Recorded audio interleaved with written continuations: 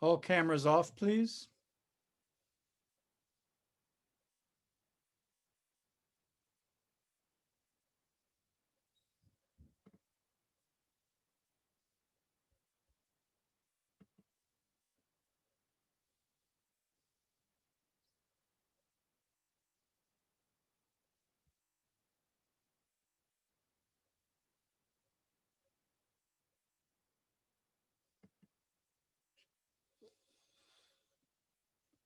Welcome, everyone, to the Shakespeare in Prisons Network presents King Henry V.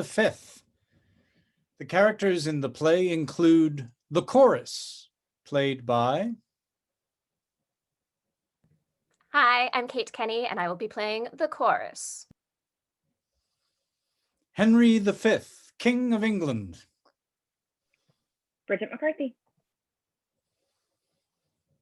Thomas, Duke of Exeter. Hello, my name is Stephen Young, and I will be playing the Duke of Exeter. Humphrey, Duke of Gloucester. I am Christopher Shailor. I'll be playing Humphrey, Duke of Gloucester. Enjoy. John, Duke of Bedford. I'm Kate Powers. I'll be playing John of Bedford. Thomas, Duke of Clarence. Gabriella Ashlyn, Thomas, Duke of Clarence. Duke of York.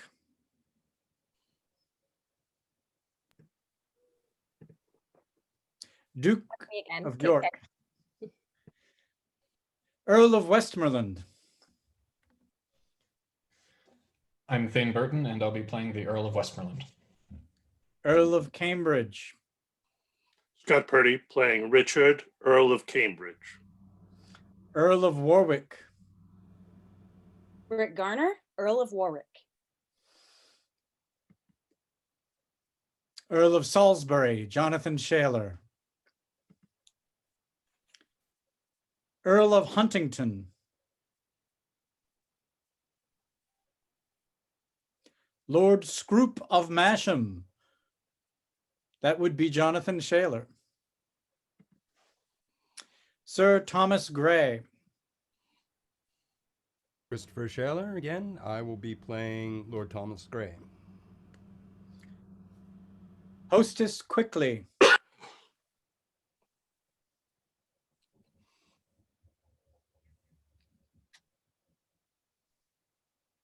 Pistol. Hi, I'm Sabra Williams. I'm playing Pistol. Nim. My name is Stephen Young, and I will be playing the role of Nim. Bardolph. Britt Bardolph Garner. The Boy. Hi, I'm Erica Jacoby, and I'm going to play the boy. Oh boy. Sir Thomas Erpingham. Hi, I'm back again, Sir Thomas Erpingham. Captain Fluellen. Hi, I'm playing Fluellen as well. I'm back. I'm here to tell you that I'm playing Captain Gower. Captain McMorris. Scott Purdy playing Captain McMorris. Captain Jamie. Hi, one more time, Captain Jammy. Oh, it's jammy. Thank you. How jammy. And I'm going to skip a few here and go down to the Bishop of Canterbury. Scott Purdy, Bishop of Canterbury. Jonathan Shailor, Bishop of Ely. The King of France. Scott Purdy, King of France. Queen Isabel of France.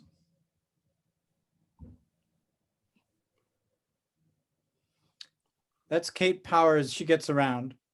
And then we have Catherine, Princess of France. Je m'appelle Eleanor Wells, and I will be playing Catherine. And then Alice, a gentlewoman attending on Catherine. Erica Jacoby, I'm going to be playing Alice en français. The Dauphin of France. Bonjour. Gabby Ashland, Dauphin of France. A whole bunch of French nobles, and Montjoy, the French herald. That's me. I think we've covered it, folks, so welcome to King Henry V.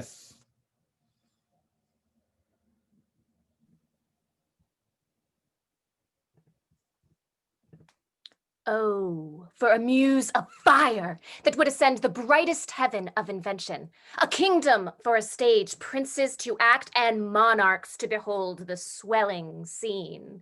Then should the warlike Harry, like himself, assume the port of Mars, and at his heels, leashed in like hounds, should famine, sword, and fire crouch for employment.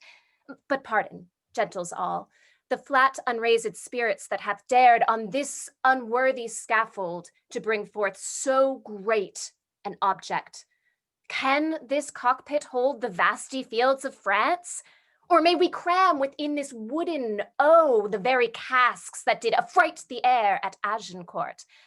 Oh, pardon, since a crooked figure may attest in little place a million, and let us, ciphers to this great account on your imaginary forces, work. Suppose within the girdle of these walls are now confined two mighty monarchies, whose high upreared and abutting fronts the perilous narrow ocean parts asunder. Piece out our imperfections with your thoughts, into 1,000 parts divide one man, and make imaginary puissance. Think, when we talk of horses, that you see them printing their proud hooves in the receiving earth, for 'tis your thoughts that now must deck our kings. Carry them here and there, jumping o'er times, turning the accomplishment of many years into an hourglass, for the which supply, admit me, chorus to this history, who, prologue-like, your humble patience pray, gently to hear, kindly to judge our play.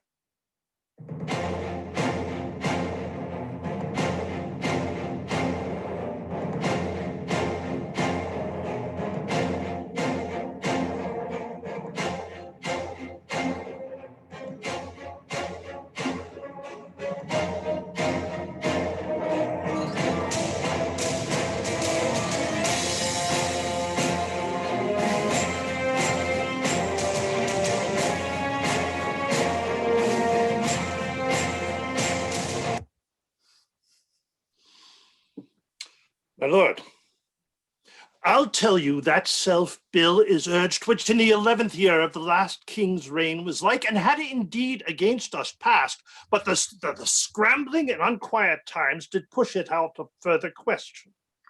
But how, my lord, shall we resist it now? Well, it must be thought on. If it pass against us, we'll lose the better half of our possession.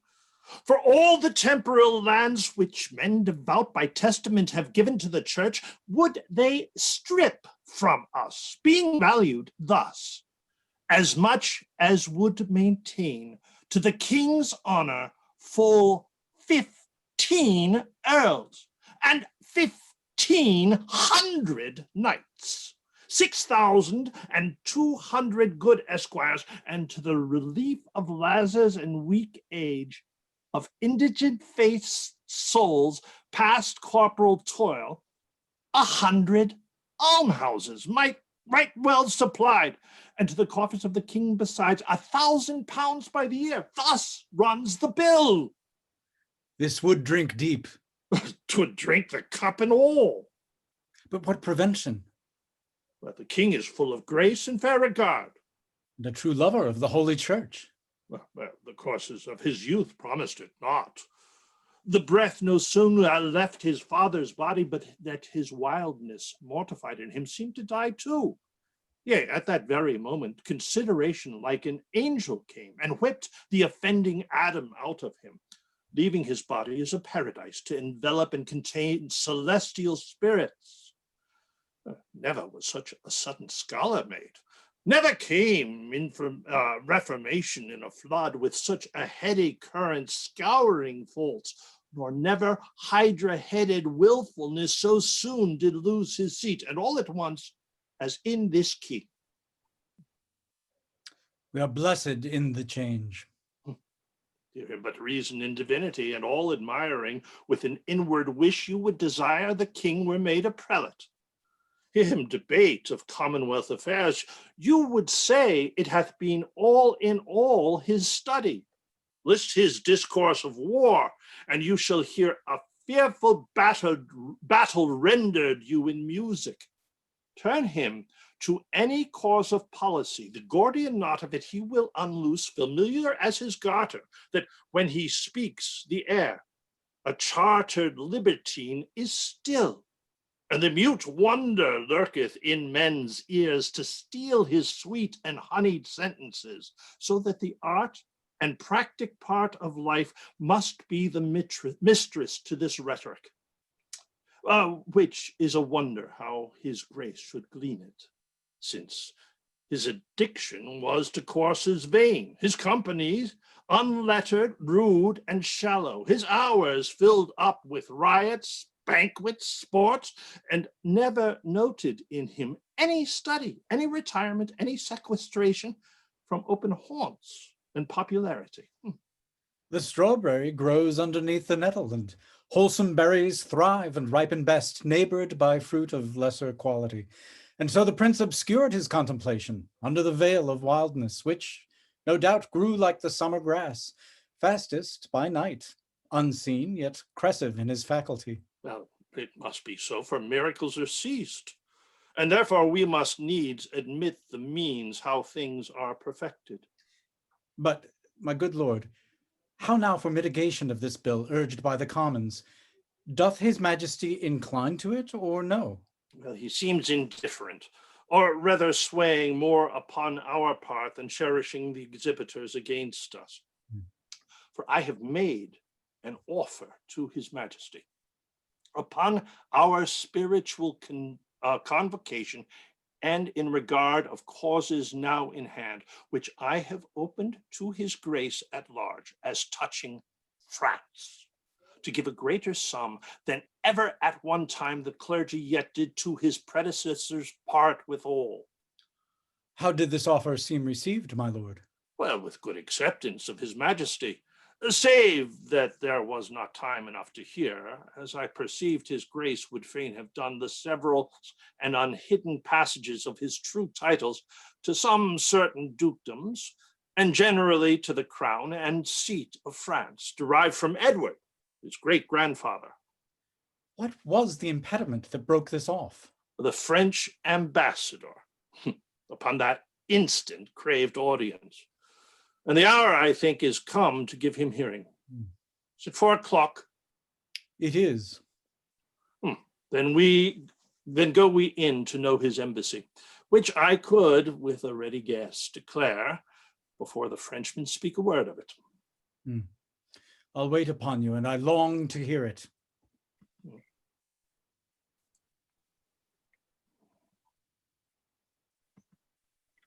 Where is my gracious lord of Canterbury?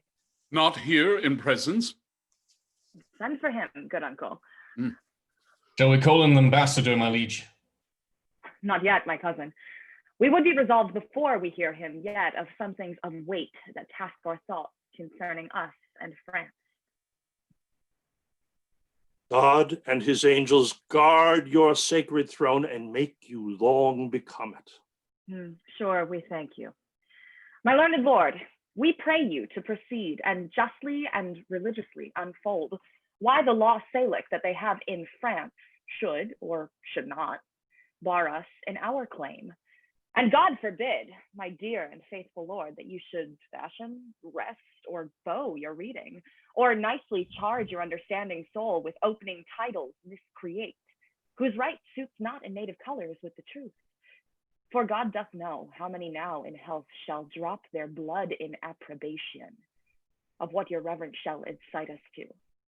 Therefore take heed how you impawn our person, how you awake our sleeping sword of war. We charge you in the name of God, take heed For never two such kingdoms did contend without much fall of blood, whose guiltless drops are every one a woe, a sore complaint against him whose wrongs give us the edge to the swords, that make such waste in brief mortality under this conjuration. Speak, my lord, for we will hear. Note and believe in heart that what you speak is in your conscience washed as sure as sin with baptism. Then hear me, gracious sovereign, and you peers that owe yourselves your lives and services to this impartial throne. There is no bar to make against your highness's claim to France, but this, which they produce from Feridom. In terram salicam muleris net succedat. No woman shall succeed in Salic land. Which Salic land the French unjustly glows to be the realm of France, and Feridom, the founder of this law and female bar.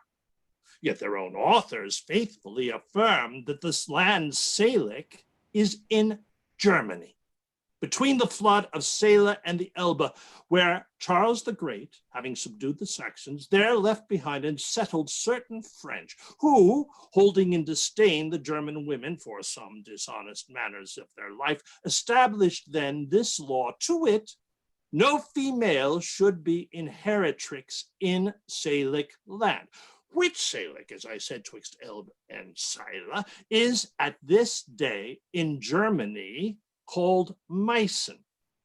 Then doth it well appear the Salic law was not devised for the realm of France, nor did the French possess the Salic land until 420 years after defunction of King Pharamond, idly supposed the founder of this law, who died within the year of our redemption 426. And Charles the Great subdued the Saxons and did seat the French beyond the river Seila in the year 805. Besides, their writers say King Pepin, which deposed Childeric, did, as heir general, being descended of Blithild, who was daughter of King Clothair, made claim and title to the crown of France.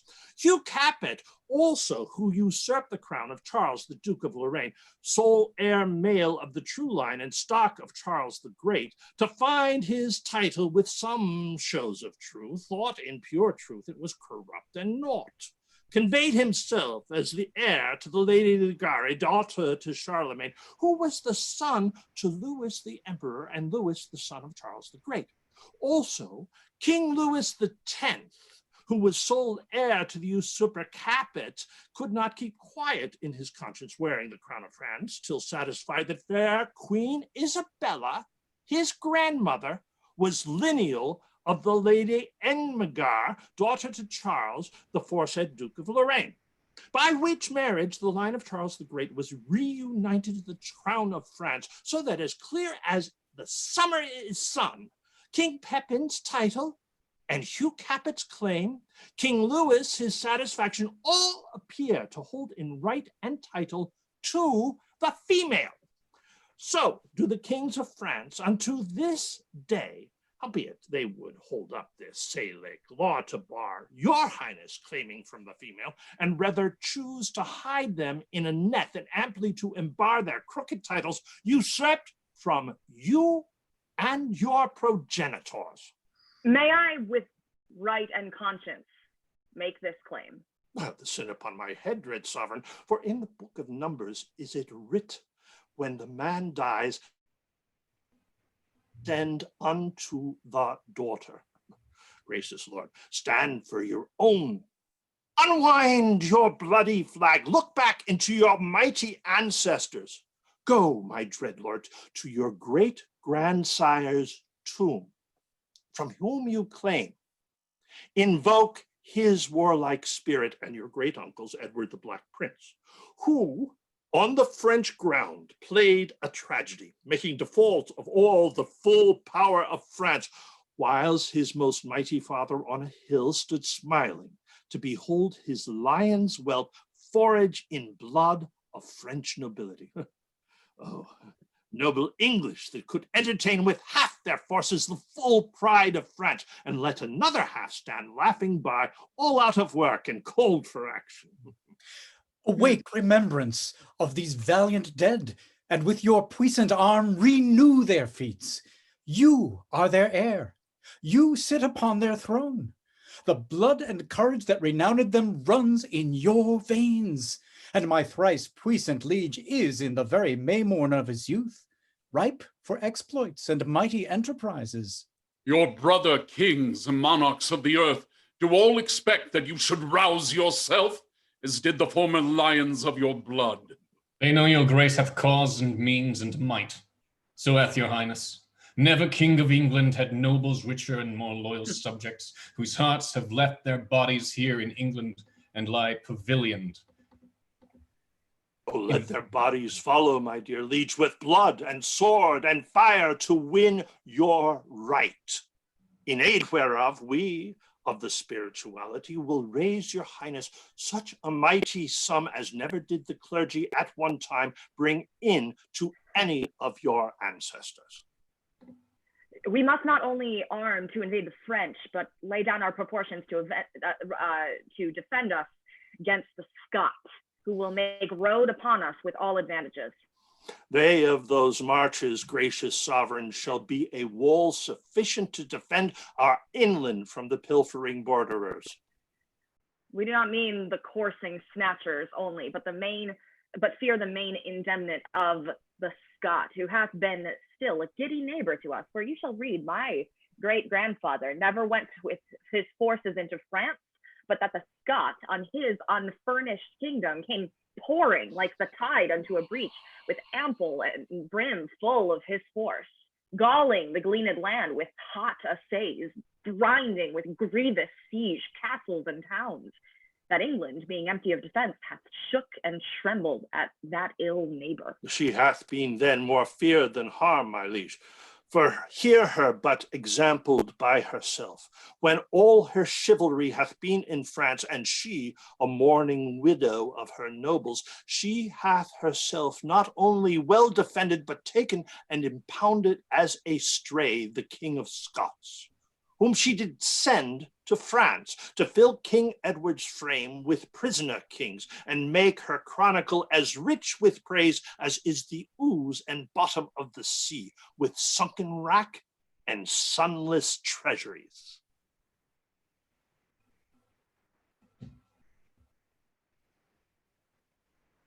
What says the Bishop of Ely? Bishop of Ely is without words at this moment, but then he thinks and says, there's a saying very old and true, that if you will win France, then with Scotland first begin. For once the eagle England being in prey, to her unguarded nest the weasel Scot comes sneaking, and so sucks her princely eggs, playing the mouse in absence of the cat, to tame and havoc more than she can eat. It follows then that the cat must stay at home. Yet this is but a crushed necessity, since we have locks to safeguard necessaries and pretty traps to catch the petty thieves.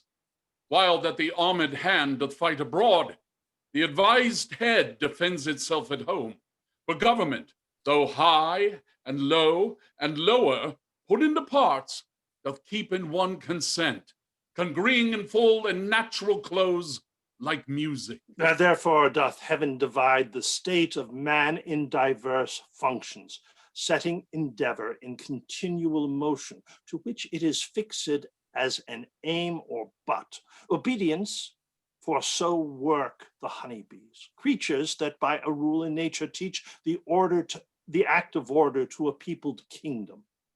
They have a king and officers of sorts, where some, like magistrates, correct at home, others, like merchants, venture trade abroad, others, like soldiers, armed in their stings, make boot upon the summer's velvet buds, which pillage they with merry march bring home to the tent royal of their emperor, who, busied in his majesty, surveys the stinging masons building roofs of gold, the civil citizens kneading up the honey, The poor mechanic porters crowding in their heavy burdens at his narrow gate, the sad-eyed justice with his surly hum delivering o'er to the executor's pale the lazy yawning drone.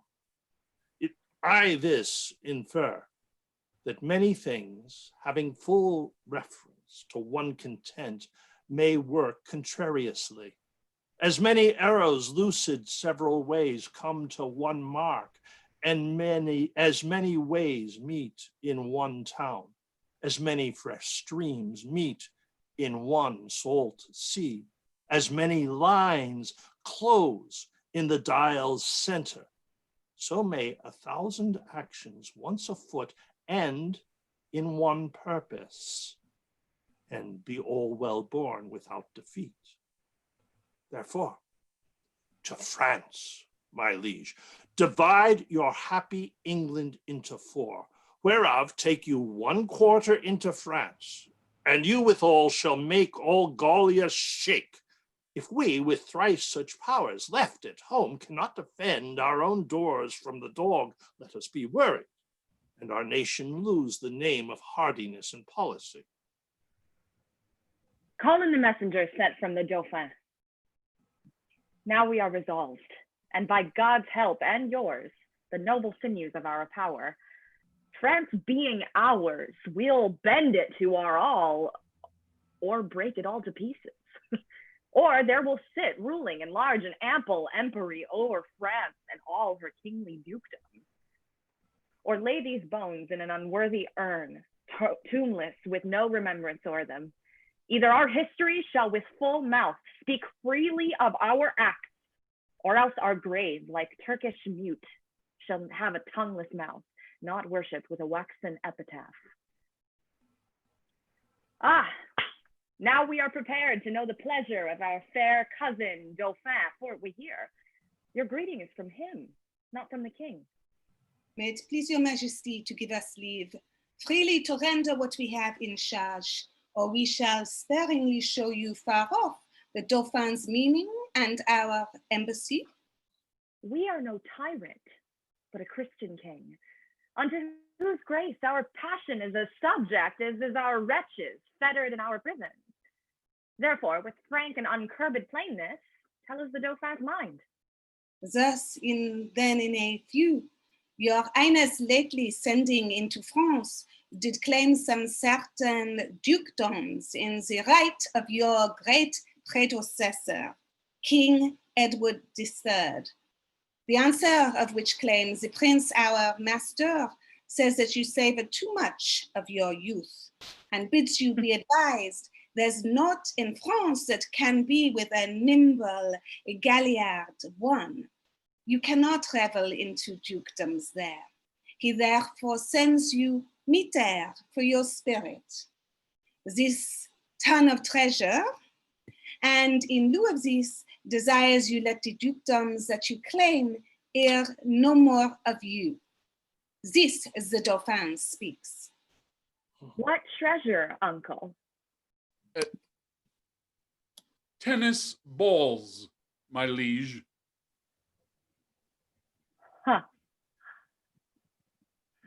We are glad the Dauphin is so pleasant with us. His presence and your pains, we thank you for. When we have matched our rackets to these balls, we will, in France, by God's grace, play a match shall set his father's crown into the hazard. Tell him he hath made a match with such a wrangler that all the courts of France will be disturbed with chases. And we understand him well, how he comes o'er us with our wilder days, not measuring what use we made of them. We never valued this poor seed of England, and therefore living hence did give ourselves to barbarous license, as 'tis ever common, men are merriest when they are from home. But tell the dolphin I will keep my state, be like a king, show my sail of greatness when I do rouse me in my throne of France. For that have I laid by my majesty and plodded like a man for working days. But I will rise there with so full a glory that I will dazzle all the eyes of France, yea, strike the dolphin blind to look on us. And tell the pleasant prince, this mock of his hath turned his balls to gunstones, and his soul shall stand sore or charged for the wasteful vengeance that shall fly with them for many 1,000 widows. Shall this his mock out of their husbands, mock castles down, mock mothers from their sons, and some are yet ungotten and unborn, that shall have cause to curse the dolphin's scorn. But this lies all within the will of God, to whom I do appeal, and in whose name tell you the Dauphin I am coming on, to venge me as I may, and to put forth my rightful hand in this well-hallowed cause. So get you hence in peace, and tell the dolphin his jest will savor but of shallow wit, when thousands more do weep than did laugh at it. Convey them with safe conduct. Fare you well. This was a merry message. We hope to make the sender blush at it. Therefore, my lords, omit no happy hour that may give furtherance to our expedition. For we have now no thought in us but France, save those to God, and that run before our business, and therefore let our proportions for these wars be soon collected, and all things thought upon that may with reasonable swiftness add more feathers to our wings. For God before will chide this dolphin at his father's door, and therefore let every man now task his thoughts that this fair action may on foot be brought.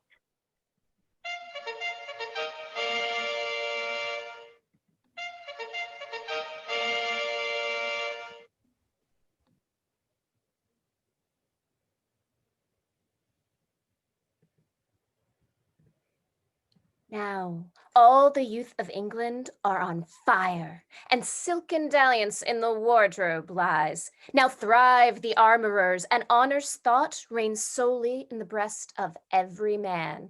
They sell the pasture now to buy the horse, following the mirror of all Christian kings with winged heels as English Mercuries. For now sits expectation in the air, and hides a sword from hilts unto the point, with crowns imperial, crowns and coronets promised to Harry and his followers. The French, advised by good intelligence of this most dreadful preparation, shake in their fear, and with pale policy seek to divert the English purposes. Oh, England, model to thy inward greatness, like little body with a mighty heart, what mightst thou do that honor would thee do were all thy children kind and natural?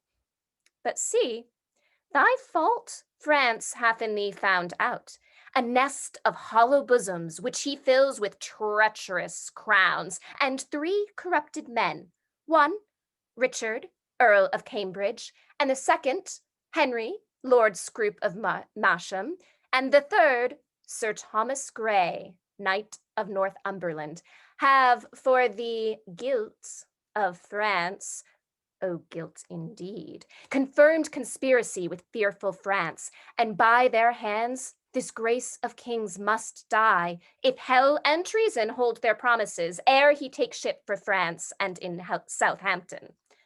Linger your patience on, and we'll digest the abuse of distance, force a play.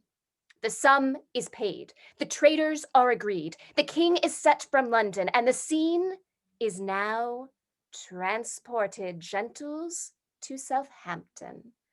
There is the playhouse now, there must you sit, and thence to France shall we convey you safe, and bring you back, charming the narrow seas, to give you gentle pass. For, if we may, we'll not offend one stomach with our play.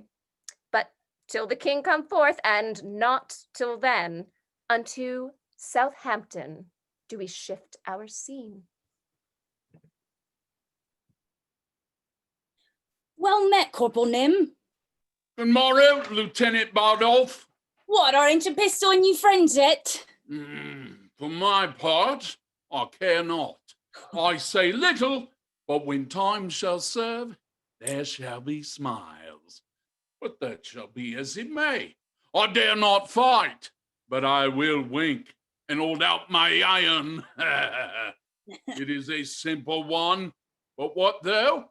It will toast cheese, and it will endure cold as another man's sword will.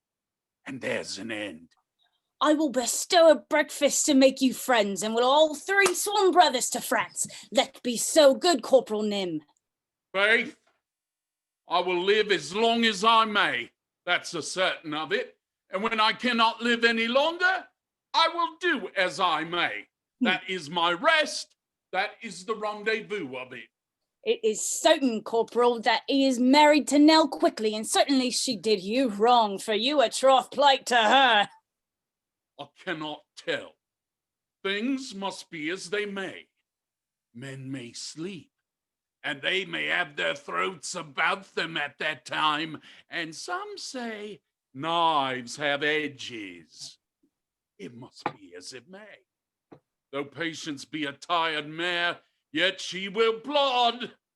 There must be conclusions. Well, I cannot tell. Here comes Ancient Pistol and his wife. Yeah. Good Corporal, be patient here. How now, mine host Pistol? Base tyke calls me thou host? Now by this hand, I swear I scorn the term, nor shall my Nell keep lodgers. No, by my troth, not long. For we cannot lodge and board a dozen or 14 gentlewomen that live honestly by the prick of their needles, but it will be thought we keep a bawdy house straight. Well a day, lady, if you be not hewn now, we shall see willful adultery and murder committed. Good Lieutenant, good Corporal, offer nothing here. Pish! Pish for thee, Iceland dog, thou prick-eared cur of Iceland! Good Corporal Nim, show thy valor and put up your sword. Will you shog off? I will have you soulless.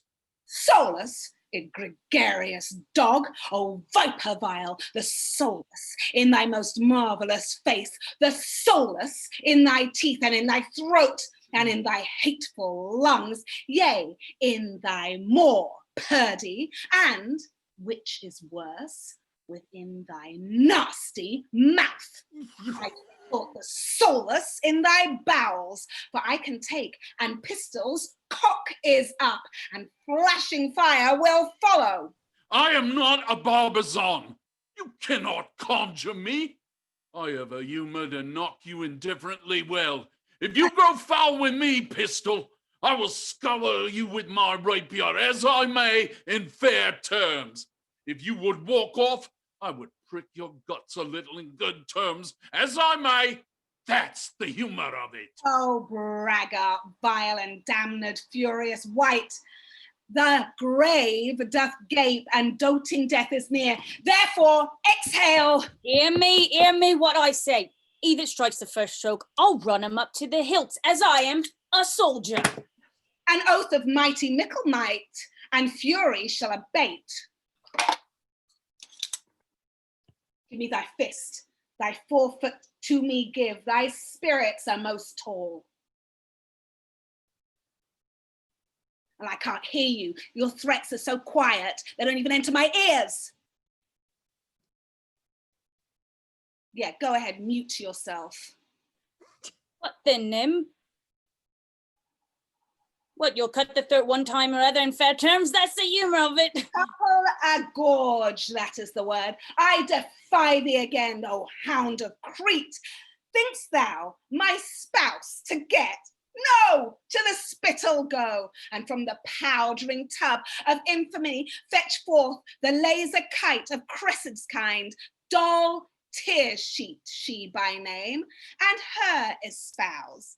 I have and will hold the quondam quickly for the only she, and Porker, there's enough too, go to.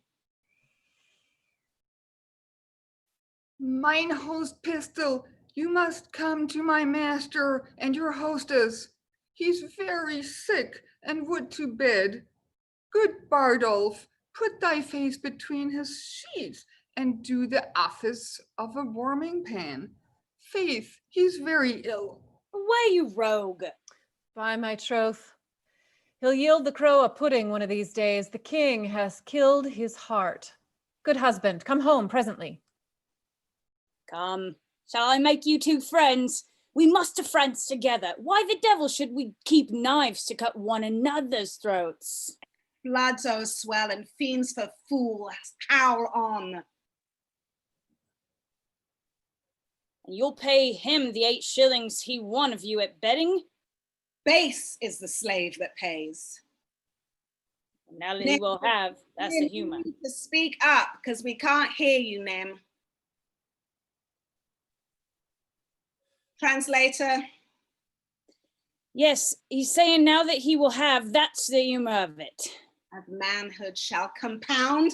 Push home! By this sword, he that makes the first thrust, I'll kill him. By this sword, I will. The sword is an oath, and oaths must have their course. Corporal Nim, and thou wilt be friends, and thou wilt not. Why then be enemies with me too? Prithee, put up. A noble shalt thou have, and present pay, and liquor likewise will I give to thee, and friendship shall combine, and brotherhood. I'll live by Nim, and Nim shall live by me. Is not this just? For I shall subtler be unto the camp, and profits will accrue. Give me thy hand. Will he have your noble? In cash most justly paid.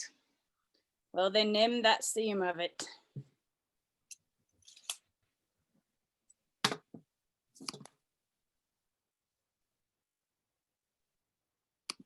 As ever you come of women, come in quickly to Sir John. Oh, poor heart, he is so shaked of a burning quotidian tertian that it is most lamentable to behold. Sweet men, come to him. King hath run bad humors on the night, that's the even of it. Nim, thou hast spoke the right. His heart is fracted and corroborate. Well, the king is a good king, but it must be as it may. He passes some humors and careers. Let us condole the night, for lambkins we will live.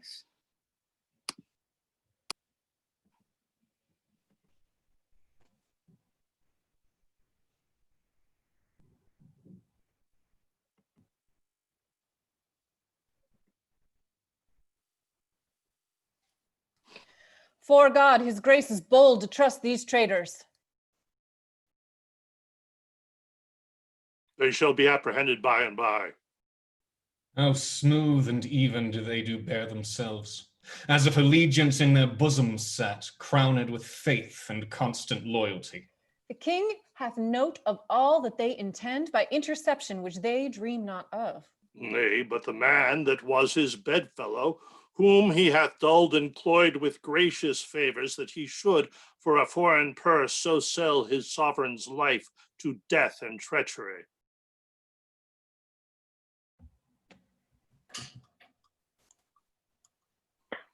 Now sits the wind fair in our sails, and we will aboard. My lord of Cambridge, and my lord of Masham, and you, my gentle knight, give me your thoughts. Think not that you are the powers we bear with us will cut their passage through the force of France, doing the execution and the act for which we have in hand assembled them. No doubt, my liege, if each man do his best. I doubt not that, since we are all well persuaded.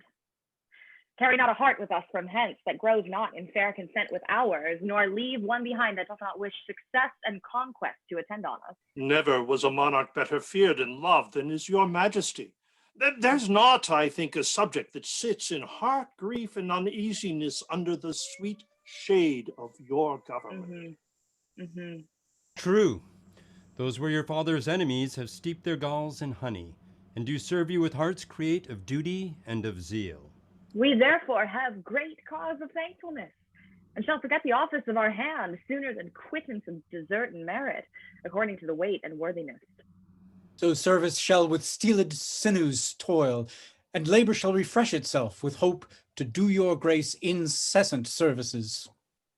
We judge no less. Uncle of Exeter, enlarge the man you committed yesterday that railed against our person. We consider it excess of wine that set him on. And on his more advice, we pardon him.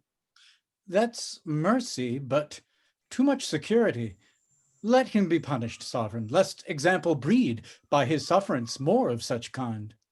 Oh, yet let us be merciful. For so may your highness, and yet punish too. Sir, you show great mercy if you give him life after the taste of much correction. Alas, your too much love and care of me are heavy orisons against this poor wretch. If little faults proceeding on December shall not be winked at, how shall we stretch our eye when capital crimes, chewed, swallowed, and digested, appear before us? Will yet enlarge that man, though Cambridge, Scroop, and Gray, in their dear care and tender preservation of our person, would have him punished. And now to our French causes. Who are the late commissioners? I am one, my lord. Your highness bade me ask for it today. So did you me, my liege. And I, my royal sovereign. Then Richard, Earl of Cambridge, there is yours. There are yours, Lord Scroop of Masham, and Sir Knight, Gray of Northumberland, the same is yours. Read them, and know well I know your worthiness. My Lord of Westmoreland and Uncle Exeter, we will aboard tonight. Why, how now, gentlemen? What see you in those papers that you lose so much complexion? Look you, how they change. Their cheeks are paper. Why, what read you there that have so cowarded and chased your blood out of appearance? I do confess my fault and do submit me to your highness's mercy. To which we all appeal. That mercy that was quickened us of late by your own counsel is suppressed and killed. You must not dare, for shame, to talk of mercy. For your own reasons turned into your bosoms, as dogs upon their masters worrying you. See you, my princes and noble peers, these English monsters, my Lord of Cambridge here. You know well how apt our love was to accord, to furnish him with all appurtenance belonging to his honor.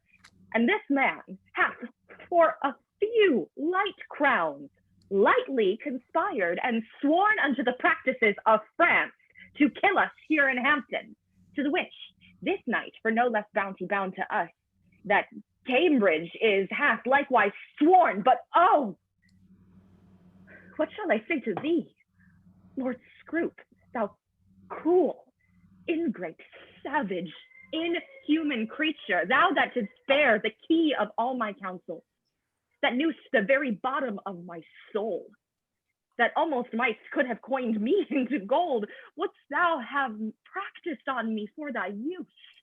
May it be possible that foreign hire could out of thee extract one spark of evil that could annoy my finger? 'Tis so strange that though the truth of it stands as gross as black and white, my eyes will scarce see it. Treason and murder ever kept together as two yoked devils sworn to either purpose, working so grossly in a natural cause that admiration did not whoop at them.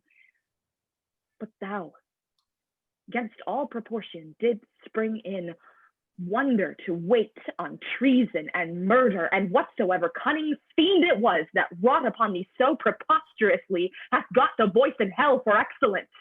All other devils that suggest by treason to botch and bundle up damnation with patches, colors, with forms being fetched, against glistering semblances of piety. But he that tempered thee bade thee stand up, gave thee no instance why thou shouldst do treason, unless to dub thee with that name of traitor. If that same demon hath galled thee thus, shouldst with his lion gait walk the whole world, he might return to the vasty Tartar back and tell the legions, I can never win a soul so easy as that Englishman. Oh, how hast thou with jealousy infected the sweetness of an affiance? Show men dutiful, why so didst thou esteem they grave and learned? So didst thou. Came thou of noble family? Why so didst thou. Seem thou religious? Why so didst thou. Or spare they in diet free from gross passion or mirth of anger, constant in spirit, whilst not swerving with the blood, garnished and decked in modest compliment? not working the eye without the ear, but in purge and judgment, trusting neither. Such and so finely bolted didst thou seem. And thus thy fall hast left a kind of blot, to mark the full-fraught man and best endured with some suspicion. I will weep for thee. For this revolt of thine, methinks, is like another fall of man. Their faults are open. Arrest them to the answer of the law, and God acquit them of their practices. I arrest thee of high treason by the name of Richard, Earl of Cambridge. I arrest thee of high treason by the name of Henry, Lord Scroop of Masham. I arrest thee of high treason by the name of Thomas Grey, Knight of Northumberland. Our purposes God justly hath discovered, and I repent my fault more than my death, which I beseech your highness to forgive, although my body pay the price for it. Me, the gold of France did not seduce, although I did admit it as a motive the sooner to effect what I intended. But God be thanked for prevention, which I in sufferance heartily will rejoice, beseeching God and you to pardon me. Never did faithful subject more rejoice at the discovery of most dangerous treason than I do at this hour, joy o'er myself, prevented from a damned enterprise. God My quit you fault, in his but not my body. Pardon, sovereign. God quit you in his mercy. Hear your sentence.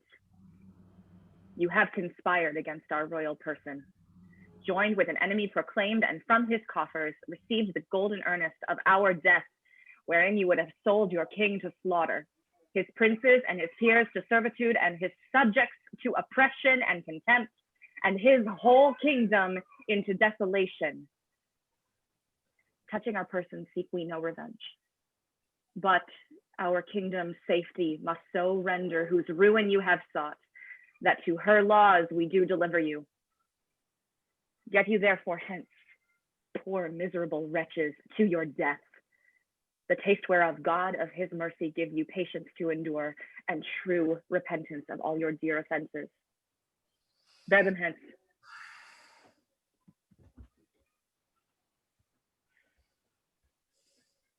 Now, lords, for France, the enterprise whereof shall be to you as us, like glorious.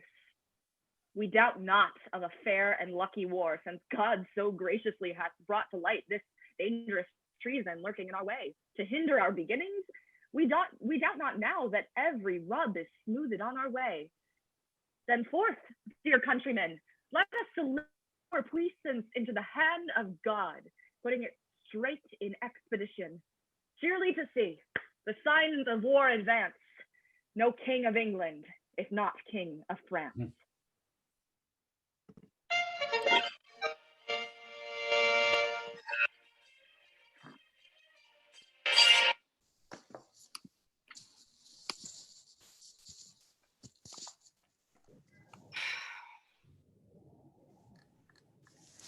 Prithee, honey, sweet husband, let me bring thee to Staines.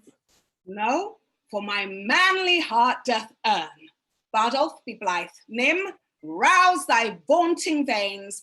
Boy, bristle thy courage up. For Falstaff, he is dead, and we must earn therefore. Where I were with him, wheresoever he is, either in heaven or in hell. Nay, sure, he's not in hell. He's in Arthur's bosom, if ever man went to Arthur's bosom. He made a finer end, and went away, and it had been any christened child.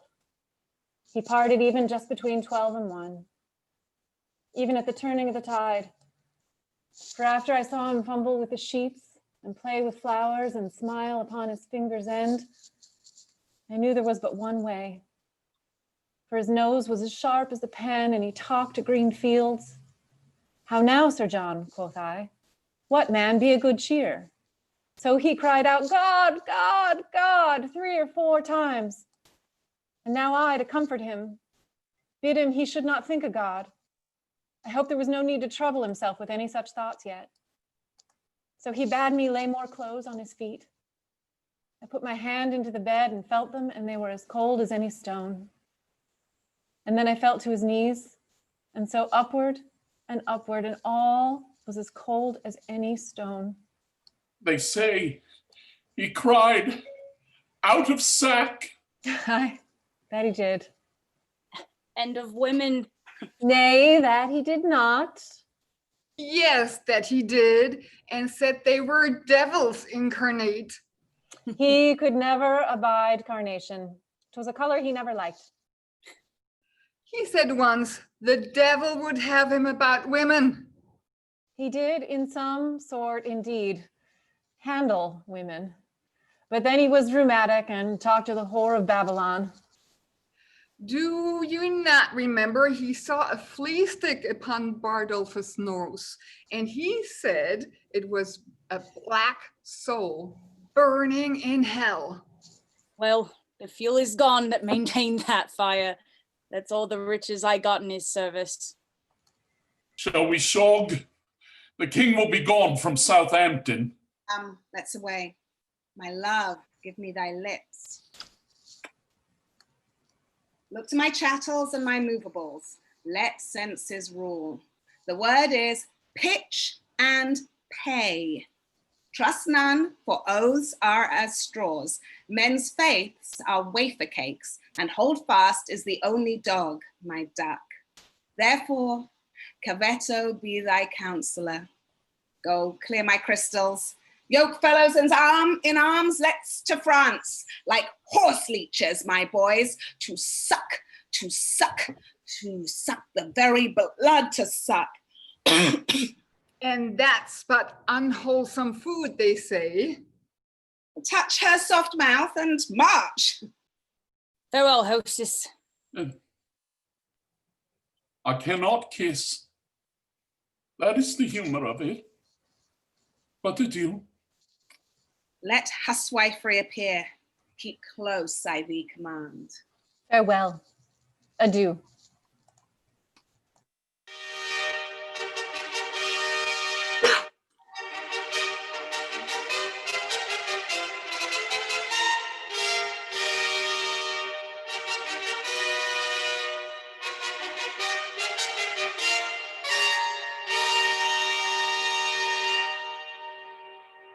Thus comes the English with full power upon us, and more than carefully it us concerns to answer royally in our defenses. Therefore, the Dukes of Berry and Brittany, of Brabant and of Orleans shall make forth, and you, Prince Dauphin, with all swift dispatch, to line and new repair our towns of war with men of courage and with means defendant. For England his approaches makes as fierce as waters to the sucking of a gulf. It fits us then to be as provident as fear may teach us out of late examples left by the fatal and neglected English upon our fields. My most redoubted father, it is most meet we arm us against the foe, for peace itself should not so dull a kingdom. The war nor no known quarrel were in question, but that defenses, musters, preparations should be maintained, assembled, and collected as were a war in expectation. Therefore, I say 'tis meet we all go forth to view the sick and feeble parts of France, and let us do it with no show of fear. No, with no more than if we of England were busied with a Whitsun Morris dance. For, my good liege, she's so idly kinged. Her scepter is so fantastically borne by a vain, giddy, shallow, humorous youth. The fear can attend her not. Oh, peace, Prince Dauphin. You are too much mistaken in this king. Question your grace, the late ambassadors, with what great state he heard their embassy, how well supplied with noble counselors, how modest in exception, and withal how terrible in constant resolution. And you shall find his vanities forspent. were but the outside of the Roman Brutus, covering discretion with a coat of folly, as gardeners do with odor, hide those roots that shall first spring and be most delicate. Well, it is not so, my Lord High Constable. But though we think it is so, it is no matter. In cases of defense, 'tis best to weigh the enemy more mighty than he seems. So the proportions of defense are filled, which of a weak and niggardly projection doth, like a miser, spoil his coat with scanting a little cloth. Think we King Harry strong? And princes, look you strongly armed to meet him. The kindred of him hath been fleshed upon us, and he is bred out of that bloody strain that haunted us in our familiar paths.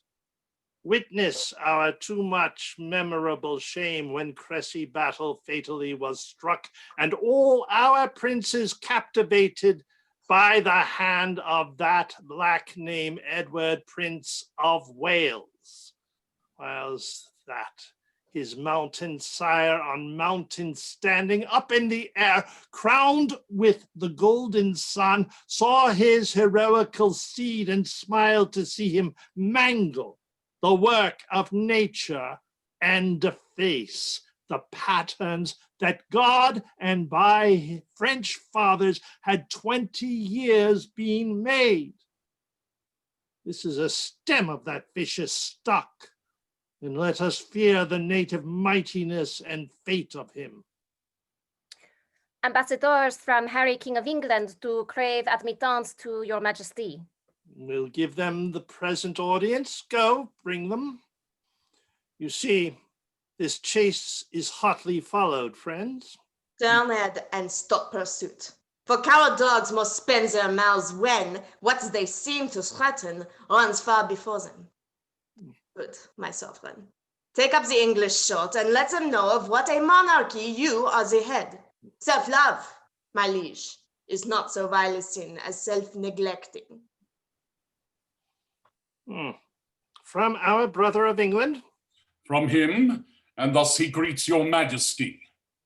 He wills you, in the name of God Almighty, that you divest yourself and lay apart the borrowed glories that by the gift of heaven, by law of nature and of nations, belongs to him and to his heirs, namely, the crown and all wide-stretched honors that pertain by custom and the ordinance of times unto the crown of France. That you may know, 'tis no sinister nor no awkward claim, picked from the wormholes of long-vanished days, nor from the dust of old oblivion raked. He sends you this most memorable line, in every branch, truly demonstrative, willing to overlook this pedigree. And when you find him evenly derived from his most famed of famous ancestors, Edward III, he bids you then resign your crown and kingdom, indirectly held from him the native and true challenger. Or else what follows? Bloody constraint. For if you hide the crown, e'en in your hearts, there he will rake for it. Therefore, in fierce tempest is he coming, in thunder and in an earthquake, like a Jove that if requiring fail, he will compel, and bids you in the bowels of the Lord deliver up the crown, and to take mercy on the poor souls for whom this hungry war opens his vasty jaws, and on your head, turning the widow's tears, the orphan's cries, the dead man's blood, the pining maiden's groans, for husbands, fathers, and betrothed lovers that shall be swallowed in this controversy. This is his claim, his threatening, and my message. Unless the dolphin be in presence here, to whom expressly I bring greeting to.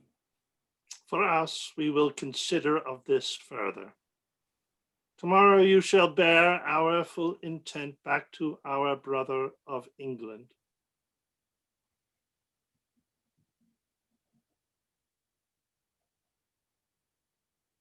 Is the Dauphin present? For the Dauphin, I stand here for him. What to him from England?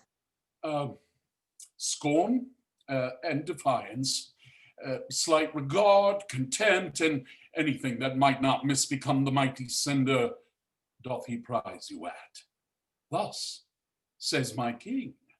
And if your father's highness do not, in grant of all the demands at large, sweeten the bitter mot you sent his majesty, he'll call you to so hot an answer of it, that caves and womby voltages of France shall chide your trespass and return your mock in second accent of his ordinance. Say, if my father render fair return, it is against my will, for I desire nothing but odds with England.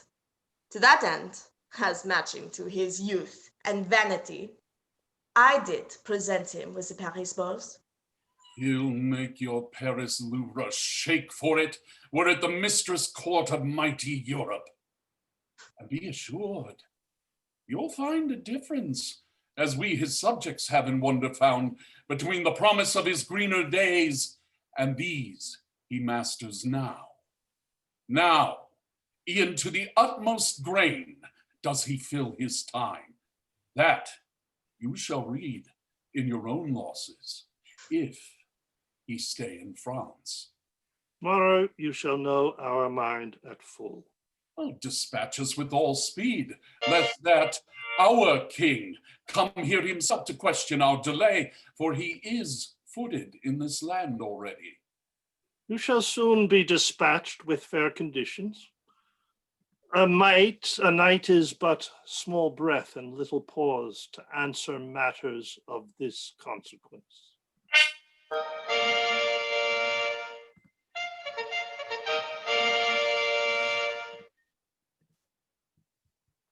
Thus, with imagined wing, our swift scene flies, in motion of no less celerity than that of thought. Suppose that you have seen the well-appointed king at Dover Pier embark his royalty, and his brave his brave fleet with silken streamers, the young Phoebus fanning. Play with your fancies, and in them behold upon the hempen tackle shipboys climbing. Hear the shrill whistle, which doth order give to sounds confused. Behold the threadened sails borne with the invisible and creeping wind, draw the huge bottoms through the furrowed sea, breasting the lofty surge.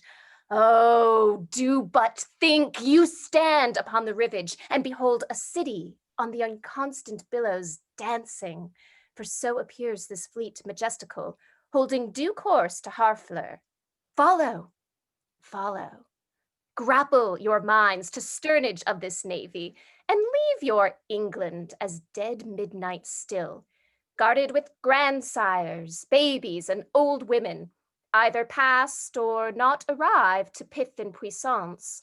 For who is he whose chin is but enriched with one appearing hair that will not follow these cold and choice-drawn cavaliers to France? Work your thoughts, and therein see a siege. Behold the ordnance on their carriages, with fatal mouths gaping on girded Harfleur. Suppose the ambassador from the French comes back, tells Harry that the king doth offer him Catherine, his daughter, and with her to dowry some petty and unprofitable dukedoms. The offer likes not, and the nimble gunner with the linstock now the devilish cannon touches, and down goes all before them. Still, be kind, and eke out our performance with your mind.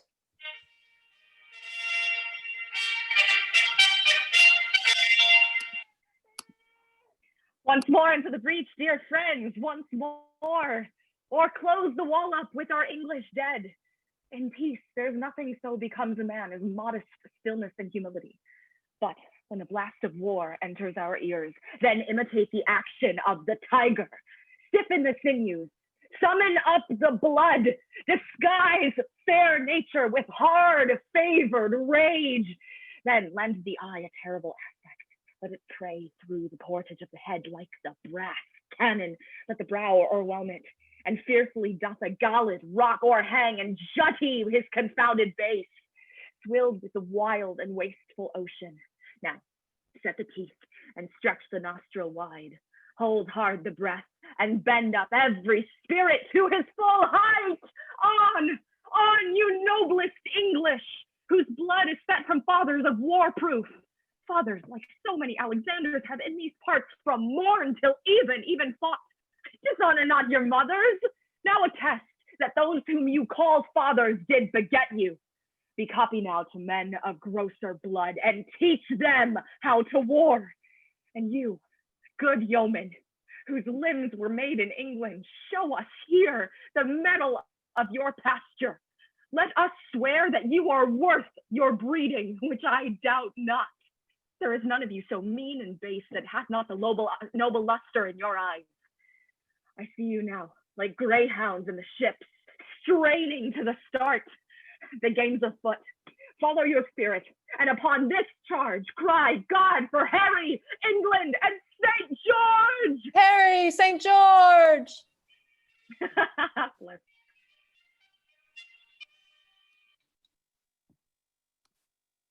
On to the breach, to the breach! Pray thee, corporal, stay. The knocks are too hot, and for my own part, I have not a case of lives. The plain song is most just, for humours do abound. Knocks go and come, God's vassals drop and die. A sword and a shield in bloody field doth win immortal fame. Would I were in an alehouse in London. I would give all my fame for a pot of ale and safety. And I. Wishes would prevail with me, my purpose should not fail with me, but thither would I hie. As duly, but not as truly, as bird doth sing and bow. Up to the breach, ye dogs! Avaunt, ye cullions! Be merciful, great Duke, to men of mould.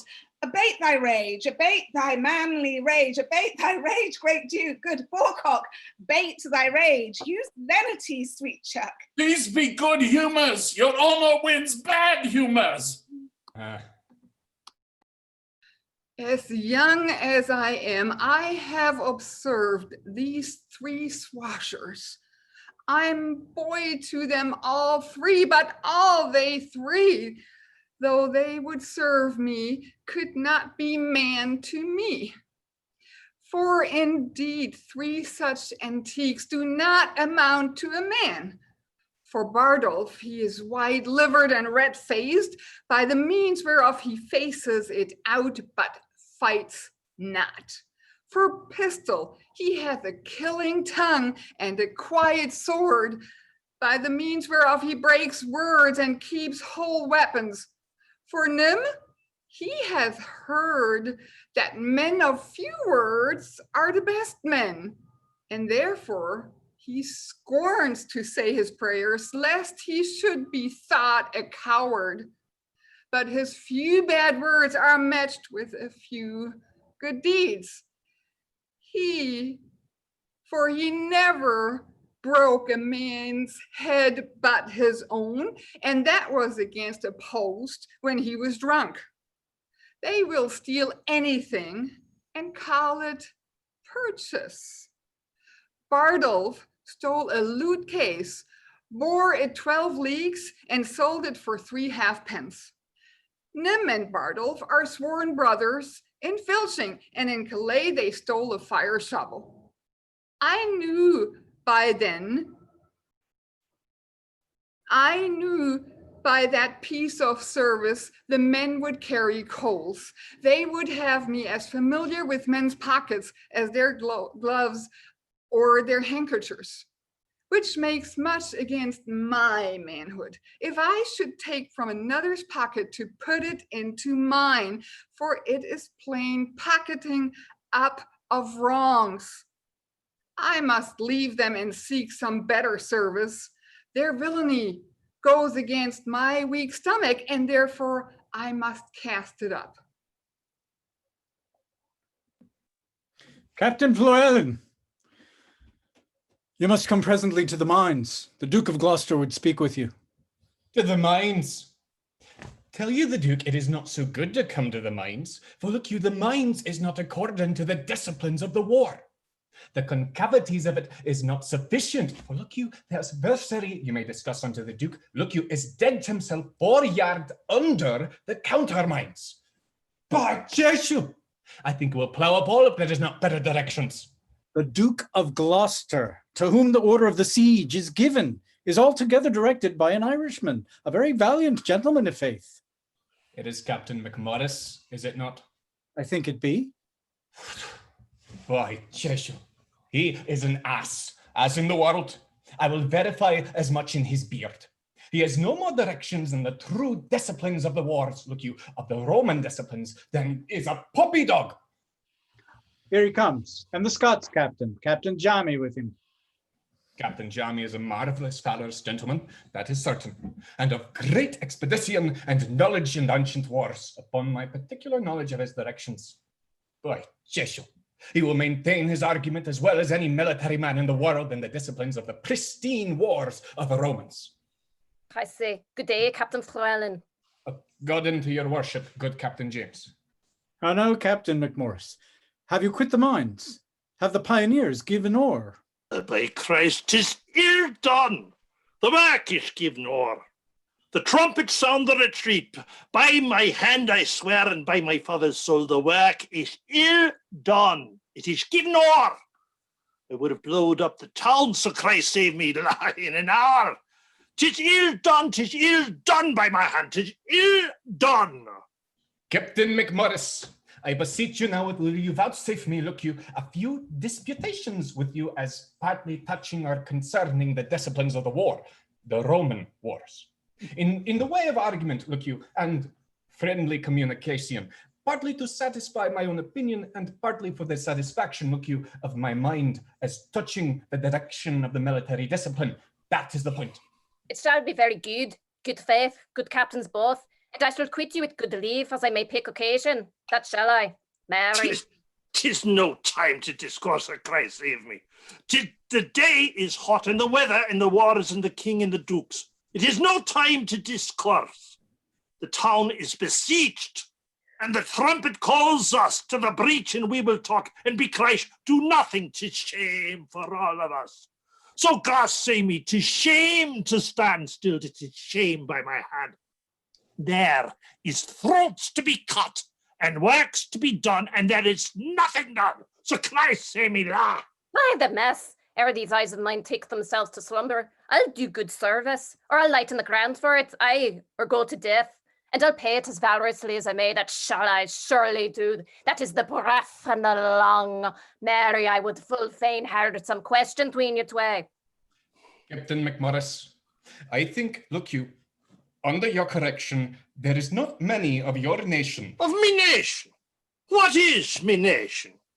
Is a villain and a bastard and a knave and a rascal? What is me nation? Who talks of me nation? Look, if you take the matter otherwise than is meant, Captain McMorris, peradventure, I shall think you do not use me with that affability as in discretion you ought to use me.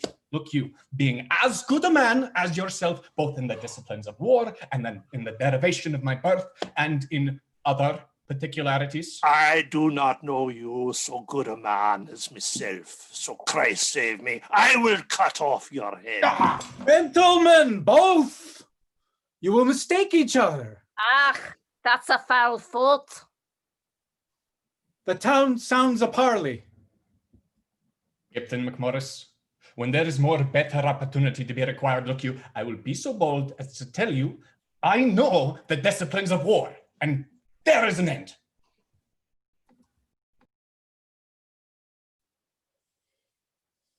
How yet, resolves the governor of the town. This is the latest parley we will admit. Therefore, to our best mercy, give yourselves, or, like to men proud of destruction, defy us to our worst.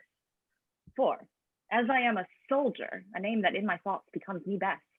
If I begin the battery once again, I will not leave the half-achieved Harfleur in her ashes till she lie buried.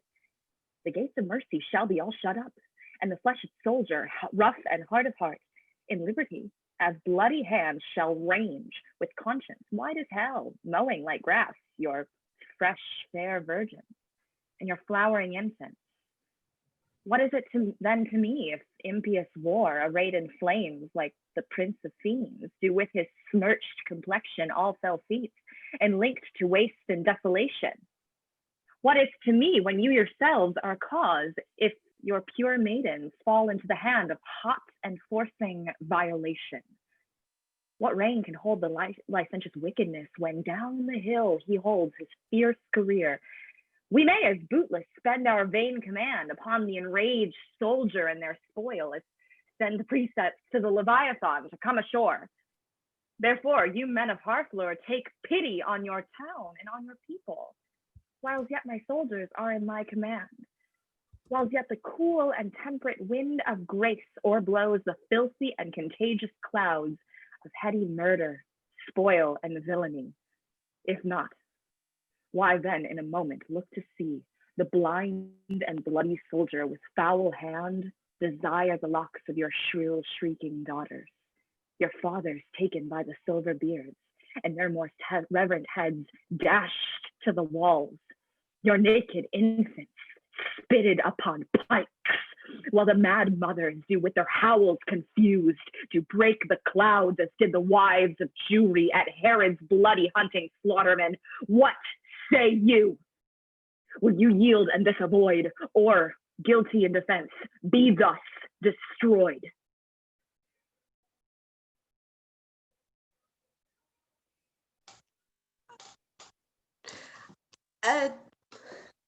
Monsieur, un moment, s'il vous plaît. Our expectation hath this day an end. The Dauphin, whom of circles we entreated, returns us that his powers are yet not ready to raise so great a siege.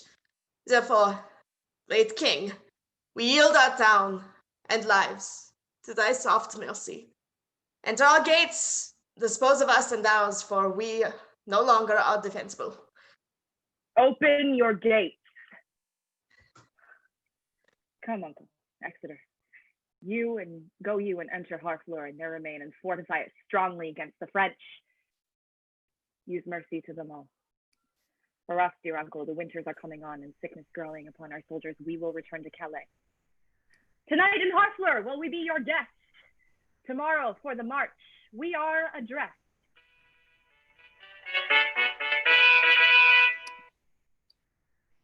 Alice, tu as été en Angleterre et tu parles bien le langage. Un peu, madame. Je te prie, m'enseigner. Il faut que j'apprenne à parler. Comment appelez-vous la main en anglais? La main, elle est appelée the hand. The hand. Et la droite? La droite? Ma foi, j'oubliais le droit, mais je me souviendrai. Le droit, je pense qu'ils sont appelés les fingers. Oui, les fingers. La main, the hand, les doigts, les fingers. Je pense que je suis la bonne écolier. J'ai gagné 2 mots d'anglais vitement. Comment appelez-vous les ongles? Les ongles. Nous les appelons des nails. Nails. Écoutez, dites-moi que si je parle bien. The hand, the fingers et the nails. C'est bien dit, madame. Il est fort bon anglais. Dites-moi l'anglais pour les bras. The arm, madame. Et les coudes? D'elbow. D'elbow. Je m'en fais la répétition de tous les mots que vous m'avez appris dès à présent. Il est trop difficile, madame, comme je pense. Excusez-moi, Alice. Écoutez. The hand, the finger, the nail, the arm, de Bilbo. D'Elbo, Madame, d'Elbo. Oh Seigneur Dieu, je m'en oubliais, de Elbow. Comment appelez-vous l'école? De Nick, Madame. De Nick. Et le menton? Le chat. De Sin. L'école. De Nick. Le menton. De Sin. Oui, c'est votre honneur. En vérité, vous prononcez le mot aussi droit que les notifs d'Angleterre. Je ne doute point d'apprendre par la grâce de Dieu en un peu de temps. N'avez-vous pas déjà oublié que je vous ai enseigné? Non, je réciterai à vous promptement. De hand, de finger, de nails. De nails, madame. De nails, de arm, de elbow. Votre honneur d'elbow, d'elbow. Ainsi, je de elbow, de neck et de sin. Comment appelez-vous le pied et le row? Le foot, madame, et le count. Le foot et le count. Oh, Seigneur Dieu, ils sont les monstres de son mauvais, corruptibles, gros et impudiques, et non pour les dames d'honneur de Housset. Je ne voudrais prononcer ce mot devant le Seigneur de France pour tout le monde. Faux, le foot et le count. Néanmoins, je réciterai une autre fois ma leçon ensemble. The hand, the finger, the nails, l'arm, the elbow, the neck, the sin, the foot, le con. Excellent, madame. C'est assez pour une fois. Allons-nous à dîner.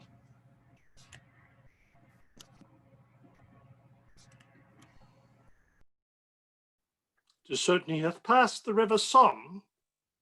And if you be not fought with Saul, my lord, let us not live in France. Let us quit all and give our vineyards to a barbarous people.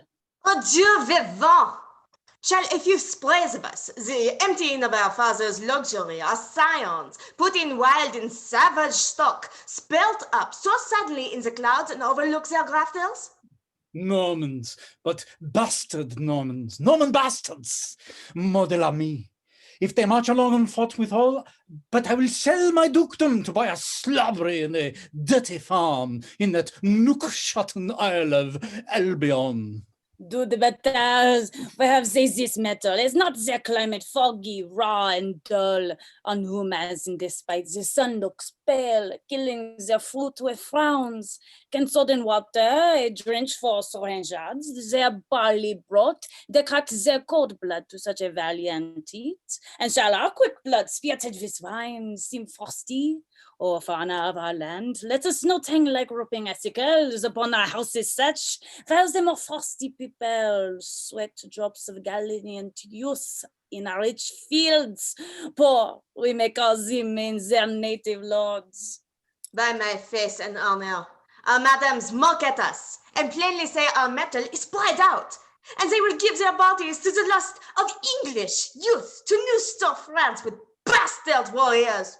They bid us to the English dancing schools and teach lavotas high and swift corantos, saying our grace is only in our ears and that we are most lofty runaways.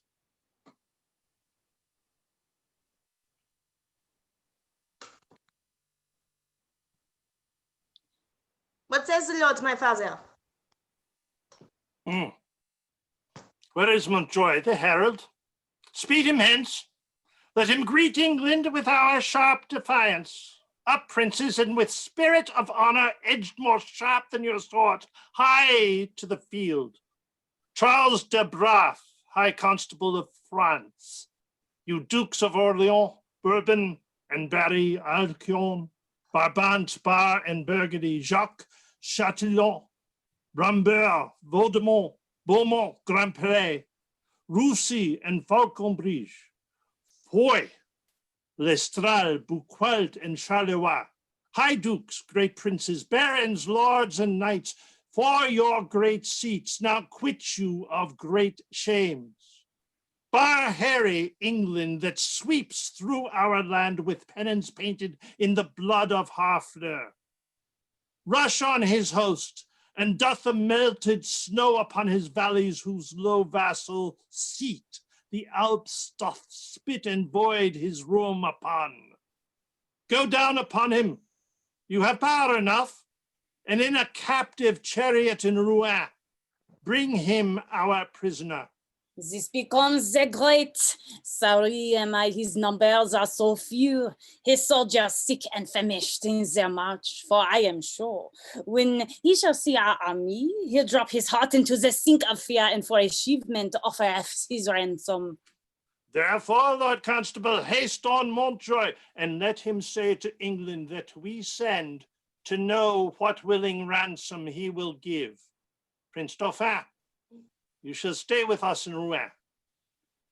Not so, I do beseech your majesty. Be patient, for you shall remain with us. Now forth, Lord Constable and princes all, and quickly bring us word of England's fall. How now, Captain Llewellyn? Come you from the bridge? I assure you, there is very excellent services committed at the bridge. Is the Duke of Exeter safe? The Duke of Exeter is as magnanimous as Agamemnon, and a man that I love and honor with my soul and my heart and my duty and my life and my living and my uttermost power. He is not, God be praised and blessed, any hurt in the world, but keeps the bridge most valiantly with excellent discipline. There is an ancient lieutenant there at the bridge. I think in my very conscience he is as valiant a man as Mark Antony, and he is a man of no estimation in the world. But I did see him do as gallant service. What do you call him? He is called Ancient Pistol. I know him not. Ah, here is the man. Captain, I thee beseech to do me favours. The Duke of Exeter does love thee well. Aye, I praise God, and I have merited some love at his hands. Bardolph, a soldier firm and sound of heart, and of buxom valour, hath by cruel fate and giddy fortune's furious fickle wheel, that goddess blind that stands upon the rolling, restless stone. By your patience, Ancient Pistol, Fortune is painted blind with a muffler afore her eyes to signify to you that Fortune is blind. And she is painted also with a wheel to signify to you, which is the moral of it, that she is turning and inconstant, and mutability and variation, and her foot, look you, is fixed upon a spherical stone, which rolls and rolls and rolls. In good truth, the poet makes a most excellent description of it. Fortune is an excellent moral. Fortune is Bardolph's foe and frowns upon him, for he hath stolen a pax, and hanged must he be, a damned death. Let gallows gape for dog, let man go free, and let not hemp his windpipe suffocate.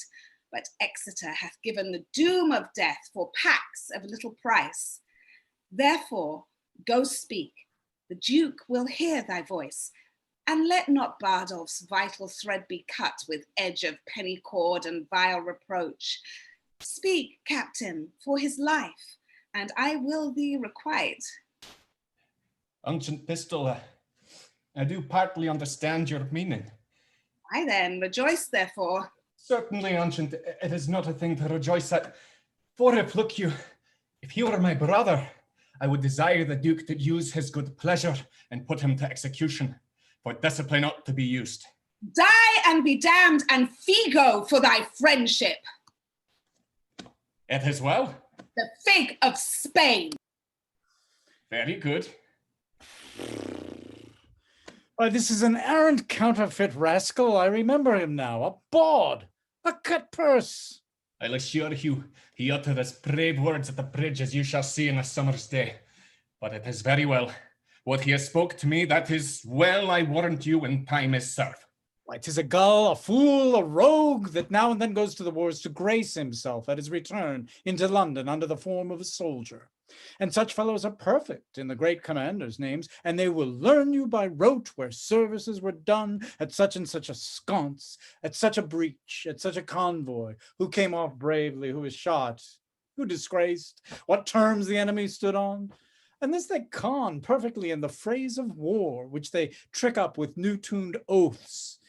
And what a beard of the general's cut, and a horrid suit of the camp will do among foaming bottles and ale-washed wits. It's wonderful to be thought on. But you must learn to know such slanders of the age, or else you may be marvelously mistook. I tell you what, Captain Gower, I do perceive he is not the man that he would gladly make show to the world he is. If I find a hole in his coat, I will tell him my mind. Hark you, the king is coming, and I must speak with him from the bridge. God bless your majesty. How now, Llewellyn? Camest thou from the bridge? Aye, so please your majesty. The Duke of Exeter has very gallantly maintained the bridge. The French is gone off, look you, under his gallant and most brave passages. Marry, the adversary was have possession of the bridge, but he is enforced to retire, and the Duke of Exeter is master of the bridge. I can tell your majesty the Duke is a brave man. How many men have you lost, Llewellyn?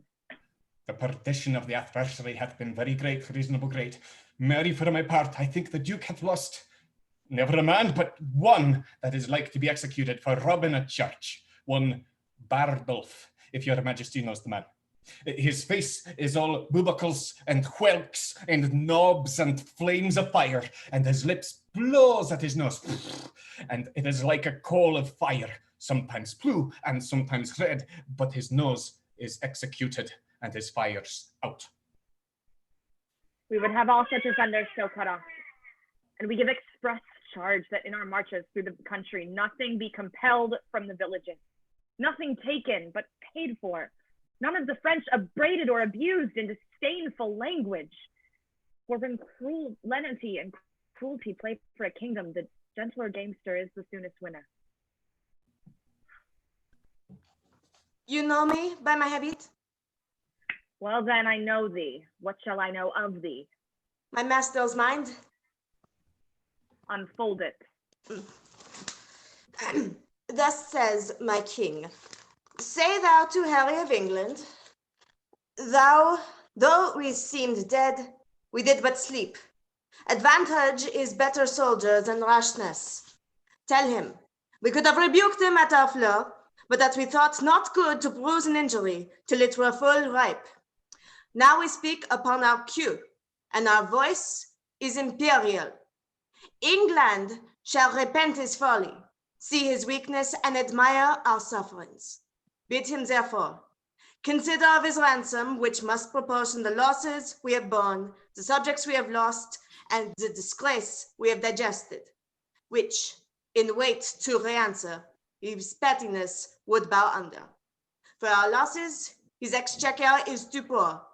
For the effusion of our blood, the muster of our kingdom too faint a number. And for our disgrace, his own person, kneeling at our feet, but a weak and worthless satisfaction.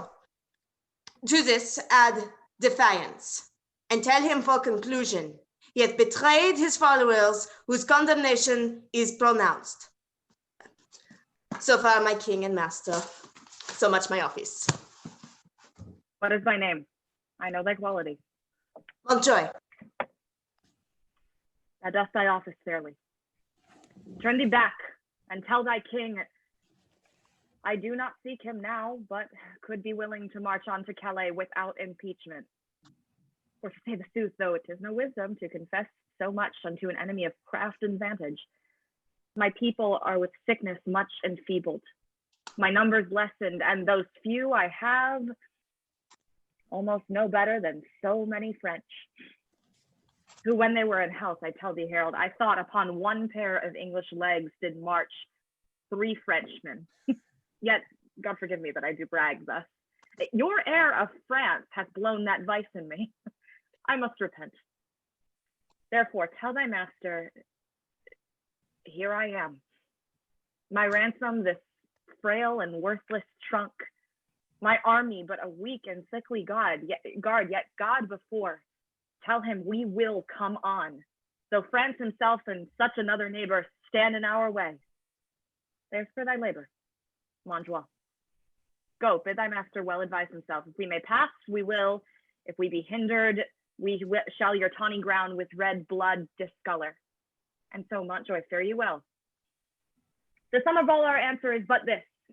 We would not seek a battle as we are, nor as we are, we say we will not shun it. So tell your master. I shall deliver so. Thanks to your highness. I hope they will not come upon us now. We are in God's hands, brother, not theirs. March to the bridge. It now draws toward night. Beyond the river, we'll encamp ourselves, and on tomorrow, bid them march away.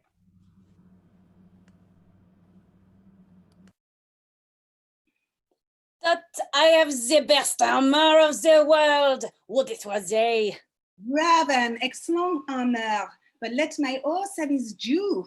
It is the best horse of Europe. Will it never be morning? My lord of Orleans and my lord High Constable. You talk of horse and honor? You are as well provided of both as any prince in the world. What a long night is this! I will not change my horse for any tread but on 4 pastures. Zaha, he burns the earth as if his entrails were heirs. The cheval, Veillon, the Pegasus, quelle narine de feu. When I bestride him, I soar. I am a hawk. He trots the air. The earth sings when he touches it. The basest toss of his hoof is more musical than the pipes of Hermes. Is of the color of the nutmeg. And the heat of the ginger. It is the beast for Perseus. Is pure of air and fire, and the dull elements of earth and water never appear in him, but only in patient stillness. When his rider mounts him, he is indeed a horse, and all other jades you may call beasts.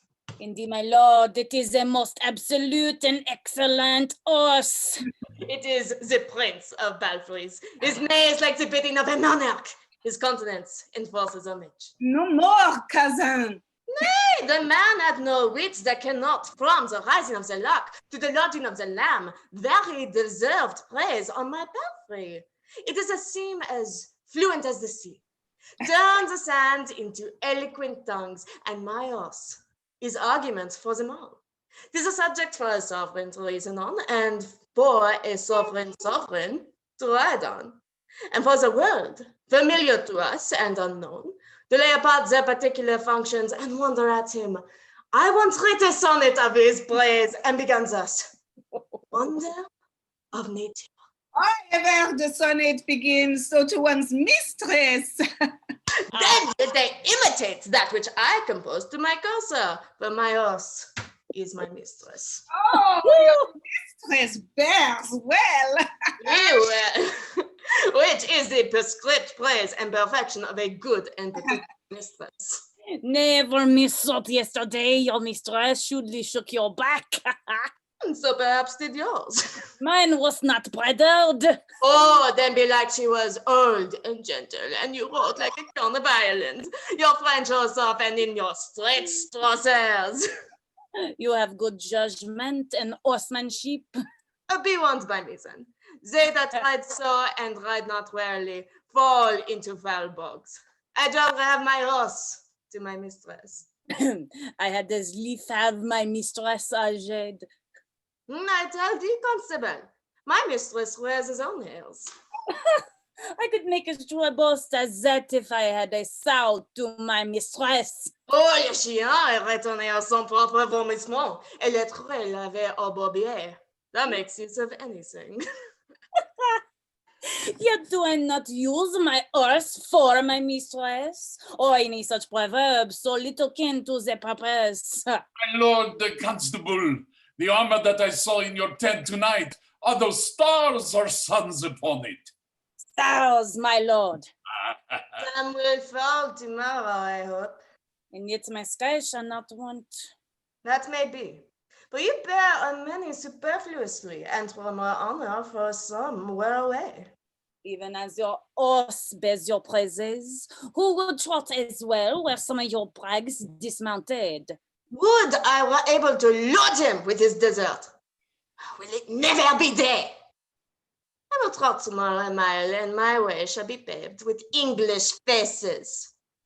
I will not say so, for fear I should be faced out of my way. But I would it were morning, for I would fain be about the ears of the English. Who will go the hazard with me for 20 prisoners?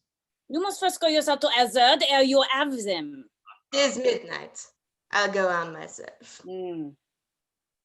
Dauphin longs for morning. He longs to aid the English. I think he will eat all he kills. By the white hand of my lady is a gallant prince. Swear by her foot that she may tread out the oath. He is simply the most active gentleman of France. Doing his activity, and he will still be doing. He never did that I heard of. Nor will he do tomorrow. He will keep that name good still. I know him to be valiant. I was told that by one that knows him better than you. Or was he? Mary, he told me so himself, and he said he cared not. Who knew it? He needs not. It is no hidden virtue in him. By my faith, sir, but it is. Never anybody thought but his lackey. 'Tis a hooded valor, and when it appears, it will bait. He will never said well. I will cap that proverb with, there is flattery and friendship. And I will take that up with, give the devil his due. Well placed. There stands your friend the devil. Have at the very eye of that proverb with a pox of the devil. You are the better at proverbs, by how much a fool's bolt is soon shot. You have shot over. 'Tis not the first time you were overshot.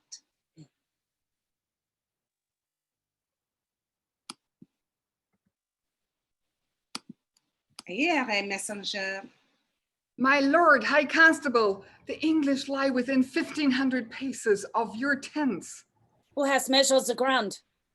The Lord Grand-Père. A valiant and most expert gentleman. Would it were day? Alas, poor Harry of England, he longs not for the dawning as we do. What a wretched and peevish fellow is this King of England to mope with his fat-brained followers so far out of his knowledge.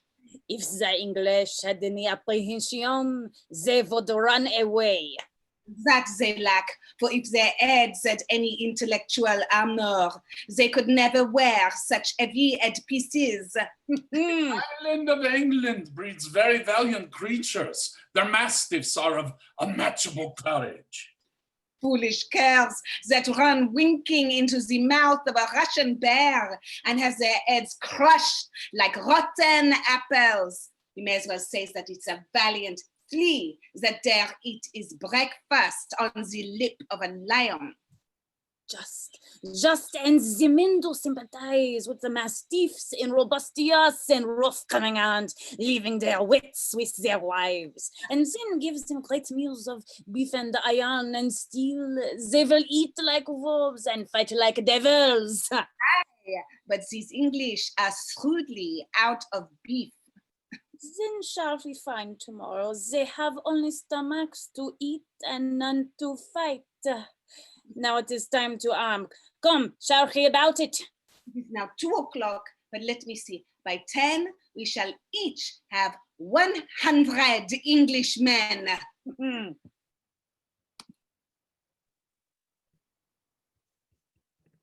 Now, entertain conjecture of a time when creeping murmur and the pouring dark fills the wide vessel of the universe. From camp to camp, through the foul womb of night, the hum of either army stilly sounds, that the fixed sentinels almost receive the secret whispers of each other's watch.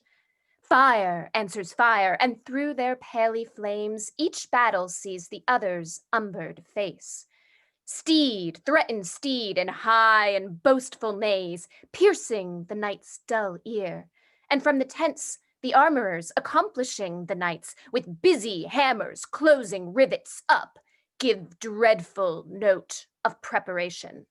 The country cocks do crow, the clocks do toll, And the third hour of drowsy morning named, proud of their numbers and secure in soul, the confident and over-lusty French do the low-rated English play at dice and chide the cripple, tardy-gated knight, who like a foul and ugly witch doth limp so tediously away.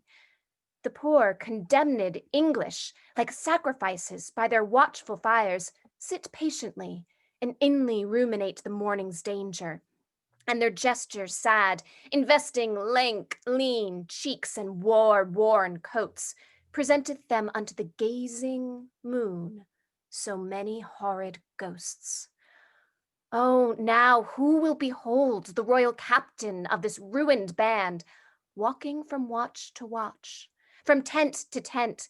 Let him cry praise and glory on his head, for forth he goes and visits all his host, bids them good morrow with a modest smile, and calls them brothers, friends, and countrymen.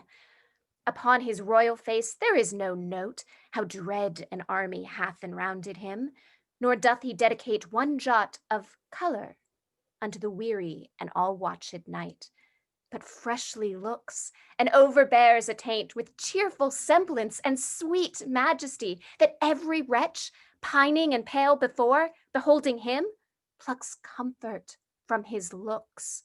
A largesse universal, like the sun, his liberal eye doth give to every one, thawing cold fear that mean and gentle all behold, as may his unworthiness define. A little touch of Harry in the night. And so our scene must to the battle fly, where, oh, for pity, we shall much disgrace with 4 or 5 most vile and ragged foils, right ill-disposed in brawl ridiculous, the name of Agincourt. Yet sit and see, minding true things by what their mockeries be.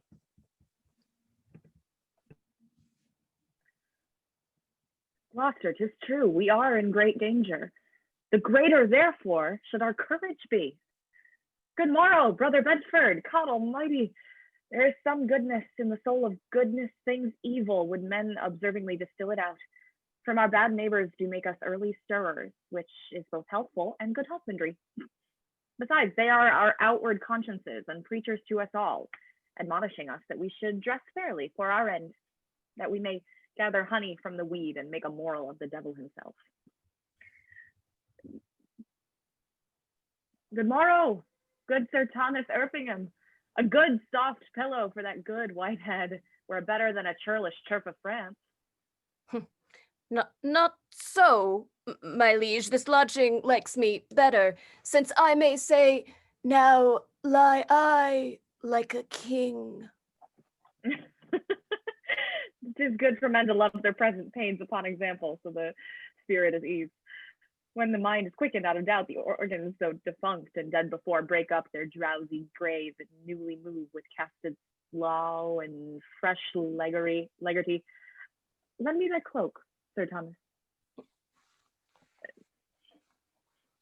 Brothers both, consign me to the princes in our camp. Do my good morrow to them, and anon desire them all to my pavilion. We shall, my liege. Shall I attend your grace? No, my good knight. Go with my brothers to my lords of England. I and my bosom must debate a while, and then I would no other company. The Lord in heaven bless thee, noble Harry. God have mercy, old heart, thou speakst cheerfully. Qui voilà? Friend. Discuss unto me, art thou officer or art thou base, common and popular? I am a gentleman of a company. Trailst thou the puissant pike? Even so, what are you? As good a gentleman as the emperor. Oh, then you are better than the king. The king's a boarcock and a heart of gold, a lad of life, an imp of fame, of parents good, a fist most valiant. I kiss his dirty shoe, and from heartstring I love the lovely bully. What is thy name? Harry, Leroy. Leroy? A Cornish name. Art thou of Cornish crew? No, I am a Welshman. Knowest thou Llewellyn? Yes.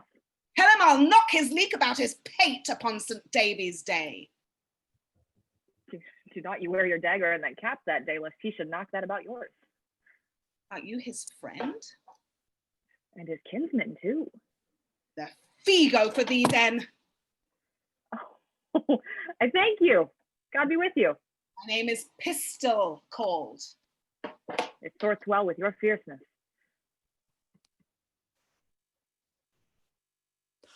Captain Llewellyn! Oh, in the name of Jesus Christ, speak fewer. It is the greatest admiration in the universal world when the true and ancient prerogatives and laws of the wars is not kept. If you would take the pains but to examine the wars of Pompey the Great, you shall find, I warrant you, that there is no tiddle-taddle, no bibble-babble in Pompey's camp. I warrant you, you shall find the ceremonies of the wars, and the cares of it, and the forms of it, and the sobriety of it, and the modesty of it to be otherwise. Why, the enemy is loud. You hear him all night. If the enemy is an ass and a fool and a prating coxcomb, is it meet, think you, that we should also look you be an ass and a fool and a prating coxcomb in your own conscience now? I will speak lower. I pray you and beseech you that you will.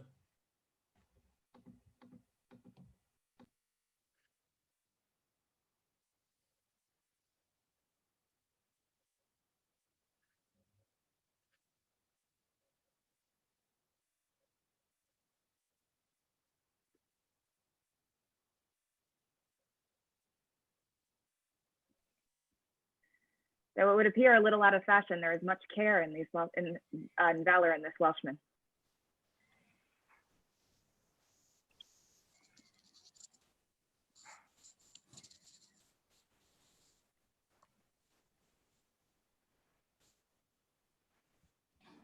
Brother John Bates, is not that the morning which breaks yonder? Think it be, but we have no great cause to desire the approach of day. We see yonder the beginning of the day, but I think we shall never see the end of it. Who goes there? A friend. Under what captain serve you? Under Sir Thomas Erpingham. A good old commander and a most kind gentleman. I pray you, what thinks he of our estate? Even as men racked upon a sand that looks to be washed off the next tide. He hath not told his thought to the king?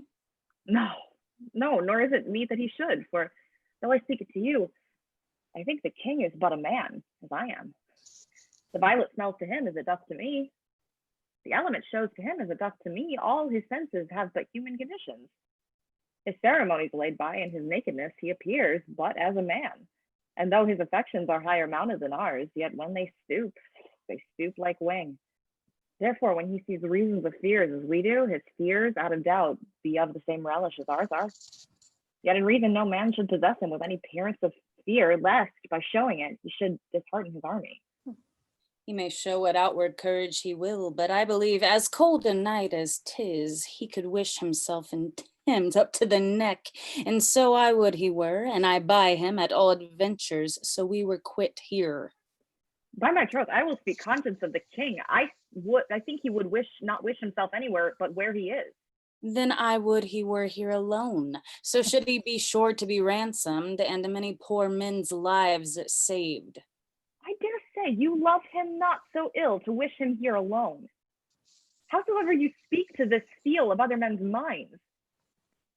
Methinks I could not die anywhere so contented as in the king's company, his cause being just and his quarrel honorable. That's more than we know. Aye, or more than we should seek after, for we know enough if we know we are the king's subjects. If his cause be wrong, our obedience to the king wipes the crime of it out of us. But if the cause be not good, the king himself hath a heavy reckoning to make when all those legs and arms and heads chopped off in a battle shall join together at the latter day and cry, "Oh, we died at such a place." Some swearing, some crying for a surgeon, some upon their wives left poor behind them, some upon the debts they owe, some upon their children rawly left. I am afeard there are few die well that die in a battle. For how can they charitably dispose of anything when blood is the argument? Now, if these men did not die well, it will be a black matter for the king that led them to it, who to disobey were against all proportion of subjection. So if a son that is by his father sent about merchandise to sinfully miscarry upon the sea, the imputation of his wickedness by your real rule should be imposed upon the father that sent him? Or if a servant under his master's command transporting a sum of money should be assailed by robbers and die in many irreconcilable iniquities, you may call the business of the master the author of the servant's damnation. But it is not so. The king is not bound to answer the particular endings of his soldiers, the father of his son, nor the master of his servant. For they purpose not their death when they do purpose their services. Besides, there is no king, be his cause never so spotless that it come to the arbitrament of swords can try it out with unspotted soldiers. Some, peradventure, have on them the guilt of premeditated and contrived murder. Some of beguiling virgins with the broken seals of perjury. Some, making the wars their bulwark, have gored the gentle bosom of peace with pillage and robbery.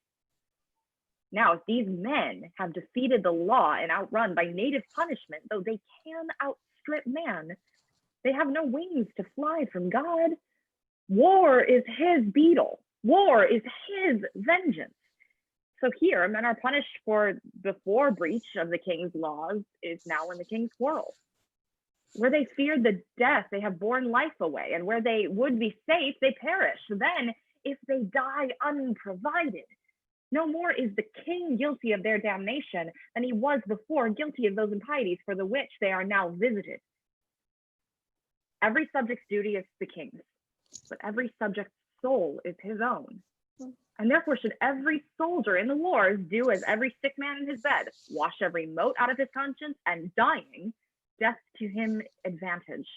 Nor not dying, this time was blessedly lost, wherein such preparation was gained. And in him that escapes, it were not sin to think that making God so free an offer, he let him outlive that day to see his greatness and to teach others how they should prepare. 'Tis certain, every man that dies ill, the ill upon his own head. The king not to answer it. I do not desire he should answer for me, and yet I determined to fight lustily for him. I myself heard the king say he would not be ransomed. Aye, he said so to make us fight cheerfully. But when our throats are cut, he may be ransomed and we ne'er the wiser. If I live to see it, I will never trust his word after. You pay him then. That's a perilous shot out of an elder gun that a poor and a private displeasure can do against a monarch. You may as well go about to turn the sun to ice with fanning in his face with a peacock's feather. You'll never trust his word after. Come, 'tis a foolish saying. Your reproof is something too round. I should be angry with you if the time were convenient. Let it be a quarrel between us if you live. I embrace it. How shall I know thee again? Give me any gage of thine, and I will wear it in my bonnet. Then, if thou ever darest acknowledge it, I will make my quarrel. Here's my glove. Give me another of thine. There. This will I also wear in my cap. If ever thou come to me and say after tomorrow, this is my glove, by this hand I will take thee a box of the ear. If I ever live to see it, I will challenge it. Thou darest as well be hanged. Well, I will do it, though it take thee in the king's company. Keep thy word, fare thee well. Be friends, you English fools, be friends. We have French quarrels enough, if you could tell how to reckon. Indeed, the French may lay 20 French crowns to the day they will beat us, for they will bear them on their shoulders. But it is no English treason to cunt French crowns. Tomorrow the king will himself be the clipper. Upon the king, let us our lives, our souls, our debts, our careful wives, our children, our sins, lay on the king. We must bear all. Oh, hard condition. Twin born with greatness, subject to the breath of every fool whose sense no more can feel but his own winging. What indefinite heart's ease must kings neglect that private men enjoy? What have kings that privates have not too, save ceremony? Save general ceremony. And what art thou idle ceremony? What God art thou that sufferest more of mortal griefs than do thy worshippers? What are thy rents? What are thy comings in? Oh, ceremony, show me but thy worth. What is thy soul of adoration? Art thou aught else but grace, degree, and form, creating awe and fear in other men, wherein thou art less happy being feared than in the fearing? What drinkst thou oft instead of homage sweet, but poison flattery? Oh, be sick, great greatness, and I bid thy ceremony give thee cure. Thinkst thou the fiery fever will go out with titles blown from adulation? Will it give place to flexure and low bending? Canst thou, when thou commandst the beggar's knee, canst command the health of it? No. Proud dream that plays so subtly with a king's repose.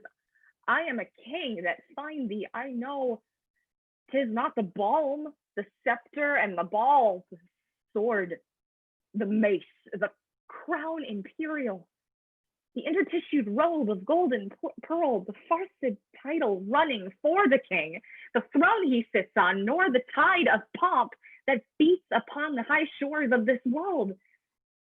No, not in all these thrice gorgeous ceremony. Not all these laid in bed majestical can sleep so soundly as the wretched slave, who with a body filled with and vacant mind gives him rest, crammed with distressful bread, never sees the horrid night, the child of hell. But like a lackey, from the rise to set, sweats in the eyes of Phoebus, and all night sleeps in Elysium. Next day after dawn doth rise and help Hyperion to his horse, and follows the ever-running year with profitable labor to his grave. But ceremony, such a wretch, winding up days and toil with night's sleep, had the forehand advantage of a king. That slave, a member of the country's peace, enjoys it, but in gross brain little wants what the king keeps and maintains the peace, whose pleasant hour best advantages. My lord, your nobles, jealous of your absence, seek through your camp to find you. Good old knight, collect them all before my tent. I'll be before thee. I shall do it, my lord. O God of battle, seek my soldiers, steal my soldiers' hearts. Possess them not with fear, take them from now the sense of reckoning or the opposed numbers. Pluck their hearts from them. Oh, not today. Oh Lord, not today. Not today. Think not upon the fault my father made encompassing the crown. I, Richard's body, have interred new, and upon it have bestowed more contrite tears than from it issued forced drops of blood. 500 poor I have in yearly pay, who twice a day, and their withered hands hold up towards heaven to pardon blood. And I have built 2 chantries where the sand and solemn priests still sing for Richard's soul. More will I do. Though all I can do is nothing worth, since my penitence comes after all, imploring pardon. My brother Gloucester's voice. I know thy errand. I will go with thee. My friends, this day and all things stay for me.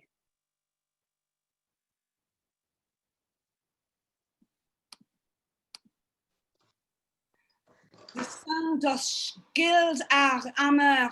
Up, my lords! Montez à cheval! My horse valet!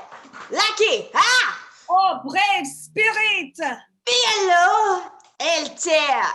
Bien puis, l'air est feu! C'est où qu'on s'en est? Now, my lord constable! Ah, our steeds for present service, nay. Mount them, and make incision in their hides, that their hot blood may spin in English eyes, and out them with superfluous courage. Ah! What? Will you have them weep our horse's blood? How shall we then behold the natural tears? English are embattled, you French peers. To us, you gallant princess, straight to us. Do but behold yon poor and starved band, and your fair show shall suck away their souls, leaving them but the shells and husks of men. There's not work enough for all our hands, scarce blood enough in all their sickly veins to give each naked cattle axe a stain that our French gallants shall today draw out and sheathe for lack of sport. Let us but blow on them, the vapor of our valor will outturn them. 'Tis positive against all exceptions, lords that are superfluous lackeys, and our peasants who in unnecessary actions swarm about our squares of battle, were enough to purge this field of such a hidden foe. Though we upon this mountain's basis by took stand for idle speculation, but that our honors must not. What's to say? A very little let us do, and all is done. Then let the trumpet sound, the token sonance, and the note to mount, for our approach shall so much tear the field that England shall couch down in fear and yield. Why do you stay so long, my lords of France? Yond island carrions, desperate of their bones, ill-favoredly become the morning field. Their ragged curtains poorly are let loose, and our air shakes them passing scornfully. Big Mars seems bankrupt in their beggared host, and faintly through a rusty beaver peeps.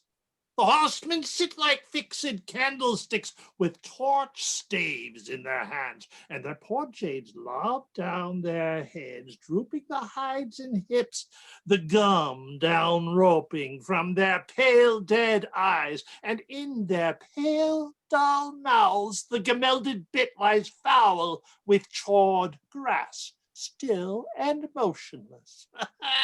And their executors, the knavish crows, fly o'er them, impatient for their hour. Description cannot suit itself in words to demonstrate the life of such a battle in life so lifeless as it shows itself. They have said their prayers, and they stay for deaths. Shall we go send them dinners and fresh suits and gives their fasting horses provender and after fight with them? I stay but for my guard. On to the field, I raise the banner with a trumpet, take and use it for my haste. Come away. The sun is high and we outwear the day.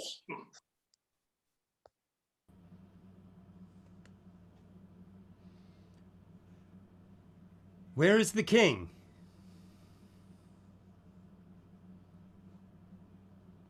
The Bedford. king himself is rode to view the battle. Fighting men they have for 70,000.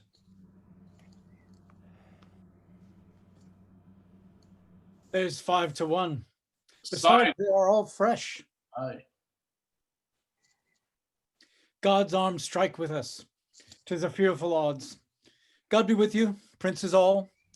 All to my charge if we no more meet till we meet in heaven. Then joyfully, my noble lord of Bedford, my dear lord Gloucester, and my good lord Exeter, and my kinsmen, warriors all, adieu. Farewell, good Salisbury, and good luck go with thee. Farewell, kind lord. Fight valiantly today. And yet I do thee wrong to mind thee of it, for thou art framed of thy firm truth of valor. He is as full of valor as of kindness, princely in both. Oh, that we now had here but 1/10,000 of those men in England that do no work today. He that wishes so. My cousin, Westmoreland. No, my fair cousin. If we are marked to die, we are enough to do our country loss, and if to live, the fewer men, the greater share of honor. God's will, I pray thee wish not one more man. By Jove, I am not the covetous for gold, nor do I care who doth feed upon my cost. It yearns me not if men my garments wear. Such outward things dwell not in my desires. But if it is a sin to covet honor, then I am the most covetous soul alive. No, faith, my coz, wish not one man more from England. God's peace, I would not lose so great an honor as one man more, methinks, would share from me. For the best hope I have, oh, wish not one more. Rather, proclaim it, Westmoreland, through my host, that he that hath no stomach to this fight, let him depart. His passport shall be made, and crowns for convoy put into his purse. We would not die in that man's company, that fears his fellowship to die with us. This day is called the Feast of Crispian.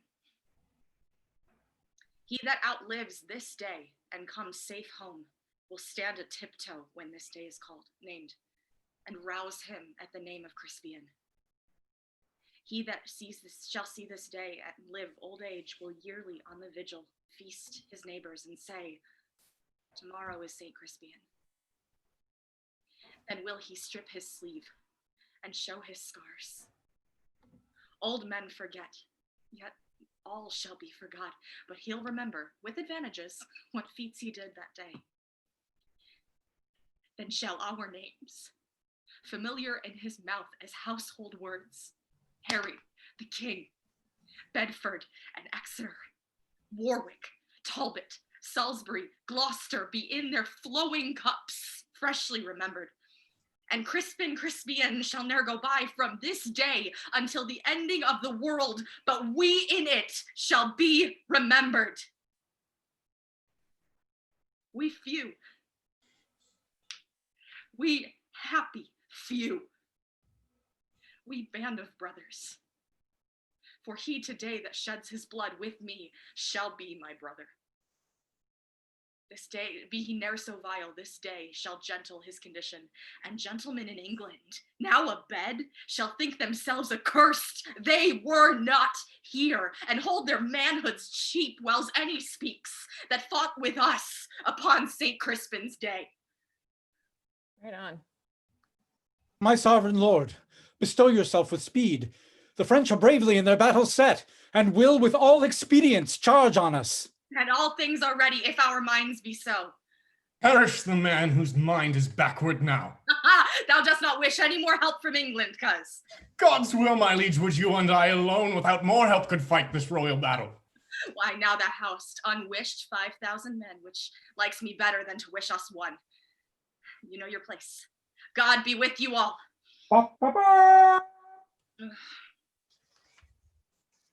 Once more, I come to know thee, King Harry. If for thy ransom thou wilt now compound before thy most assured overthrow. For certainly, thou art so near the gulf, thou needs must be englutted. Besides, in mercy, the constable desires thee thou wilt mind thy followers of repentance, that their souls may make a peaceful and sweet retire from off these fields, where wretches, their poor bodies must lie and fester. Who hath sent thee now? The Constable of France. I pray thee, bear my former answer back. Bid them achieve me, and then sell my bones. Good God, why mock poor fellows thus? The man that once did sell the lion's skin while the beast lived was killed with hunting them. And many of our bodies shall no doubt find native graves, upon the which I trust shall witness in this brass of this day's work.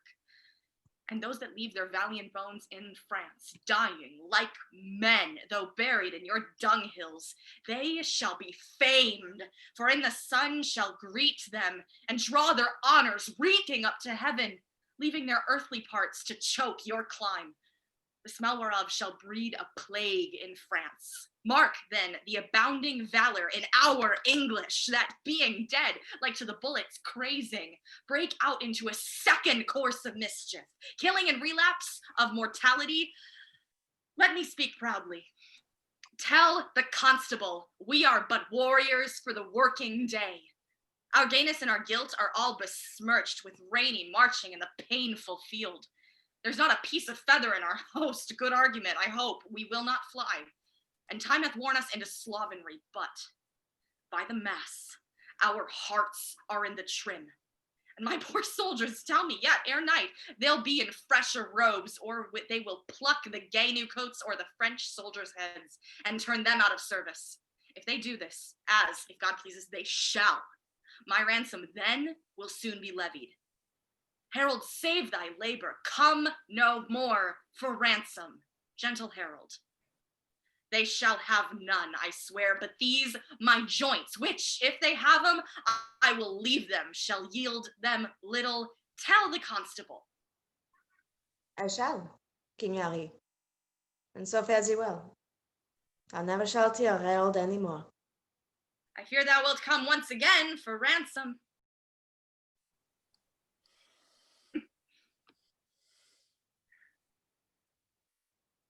Where is my Lord of York?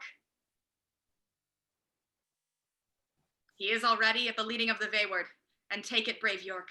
Now, soldiers, march away, and how thou pleasest God, dispose the day.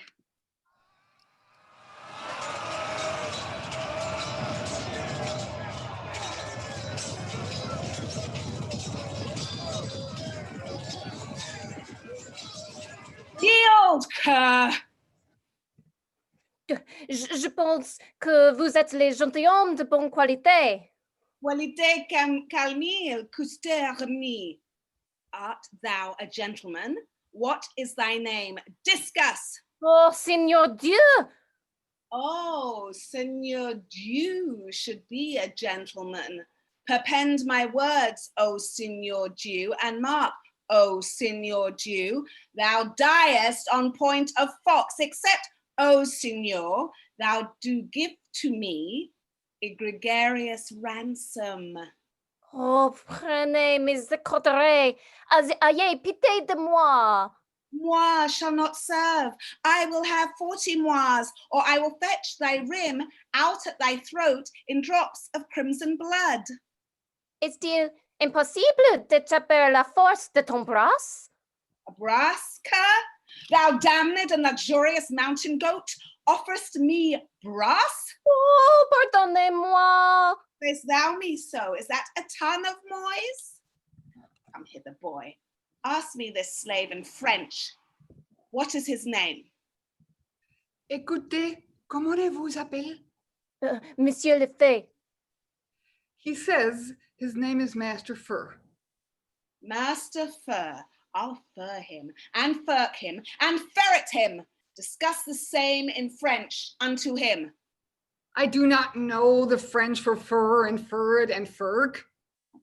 Bid him prepare, for I will cut his throat. Que dit-il, monsieur?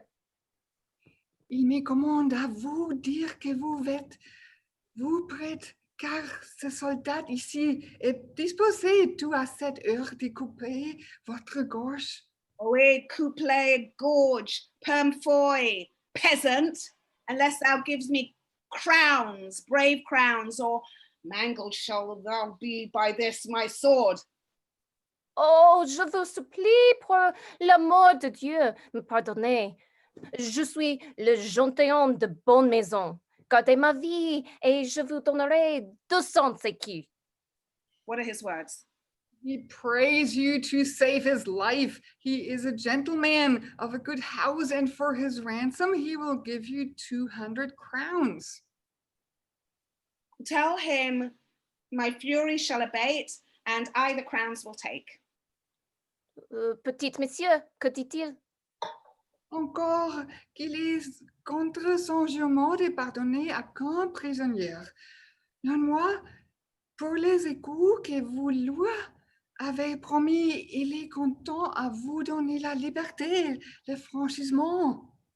Oh, sur mes genoux, je vous donne mille remerciements. Et je me suis heureuse que j'ai tombé entre les mains d'un chevalier, je pense le plus brave, valiant et très distingué seigneur d'Angleterre.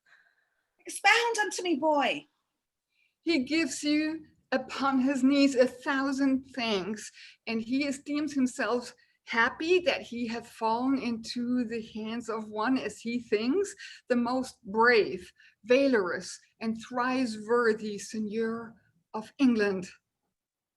As I suck blood, I will some mercy show. Follow me. Suivez-vous le grand capitaine? I did never know so full a voice issue from so empty a heart, but the saying is true, the empty vessel makes the greatest sound. Bardolph and Nym had 10 times more valor than this roaring devil in the old play, that everyone may pare his nails with a wooden dagger, and they're both hanged. And so would this be if he durst and durst steal anything adventurously. I must stay with the lackeys with the luggage of our camp. The French might have a good prey of us, if he knew of it, for there is none to guard but boys.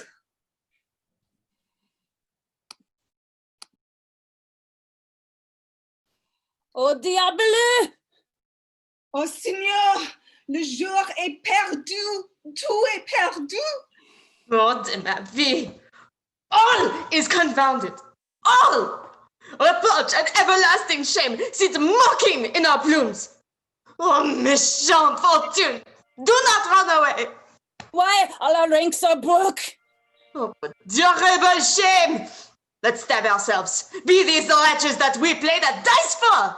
Is this the king we sent to for his ransom? Shame and eternal shame, nothing but shame. Let us die. In once more back again. And he that will not follow Bourbon now, let him go hence, and with a cap in hand, like a base pander, hold the chamber door, whilst a slave, no gentler than my dog, his fairest daughter is contaminate. Disorder that hath spoiled us, friend us now. Let us on Ypres go offer up our lives. We are enough yet living in the field to smother up the English in our songs, if any order might be thought upon. The devil take order now, all to the throng. Let life be short, else shame will be too long.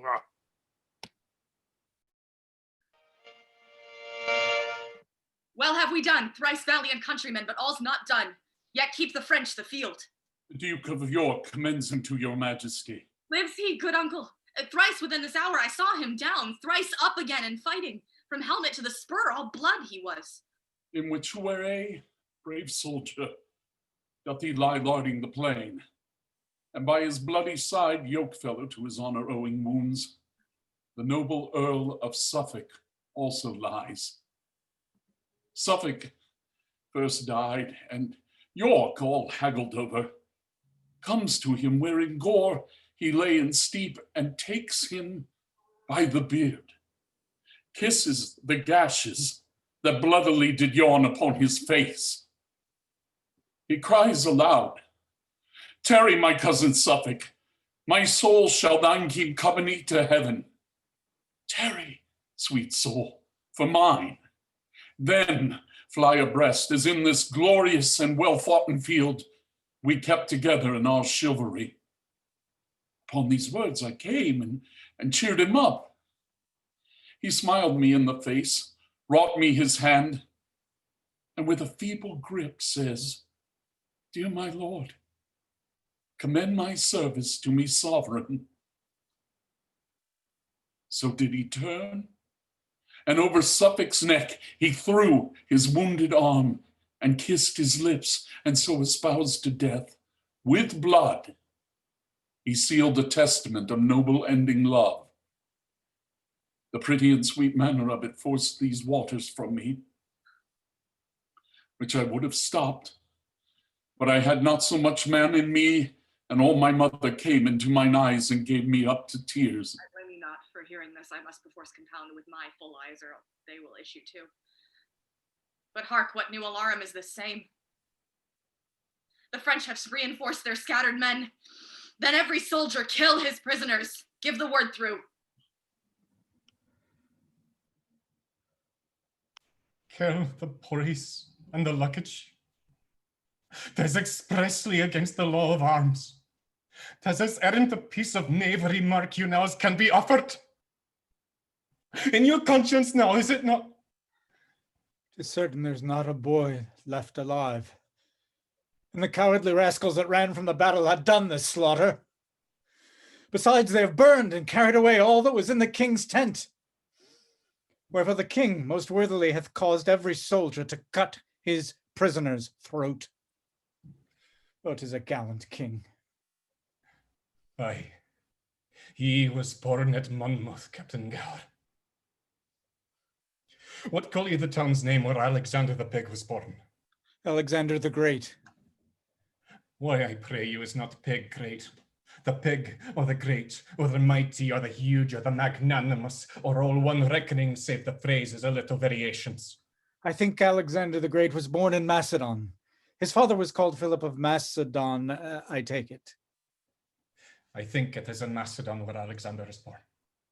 I tell you, Captain, if you look in the maps of the world, I warrant you shall find in the comparisons between Macedon and Monmouth that the situations look you as both alike. And there is a river in Macedon, and there is also, moreover, a river at Monmouth. It is called Wye at Monmouth, but it is not out of my brains what is the name of the other river. But 'tis all one. 'Tis alike as my fingers is to my fingers, and there is salmons in both. If you mark Alexander's life well, Harry of Monmouth's life is come after it indifferent well. For his figure is in all things. Alexander, God knows, and you know, in his rages, and his furies, and his wraths, and his colors, and his moods, and his displeasures, and his indignations, and also being a little intoxicated in his brains, did, in his ails and his angers, look you kill his best friend Cratus. Our king is not like him in that. He never killed any of his friends. It is not well done, mark you now, to take the tales out of my mouth that it is made and finished. I speak but in the figures and comparisons of it. As Alexander killed his friend Cratus, being in his ales and his cups, so also Harry Monmouth, being in his right wits and his good judgment, turned away the fat knight with a great belly doublet. He was full of jests and jipes and knaveries and mocks, I have forgot his name. Sir John Falstaff. That is he. I'll tell you there is good men born at Monmouth. Here comes his majesty. I was not angry since I came to France until this instant. Take a trumpet, herald. Ride thou into the horsemen on yond hill. If they will fight with us, bid them come down, or void the field. They do offend our sight. If they do neither, we will come to them and make them scur away as swift as stones and force it from the old Assyrian slings. Besides, we'll cut the throats of those we have, and not a man of them shall taste our mercy. Go and tell them so. Here comes the herald of the French, my liege. His eyes are humbler than they used to be. How now? What means this, herald? Knowst thou not I have fined these bones of mine for ransom? Comest thou again for ransom? No, great king.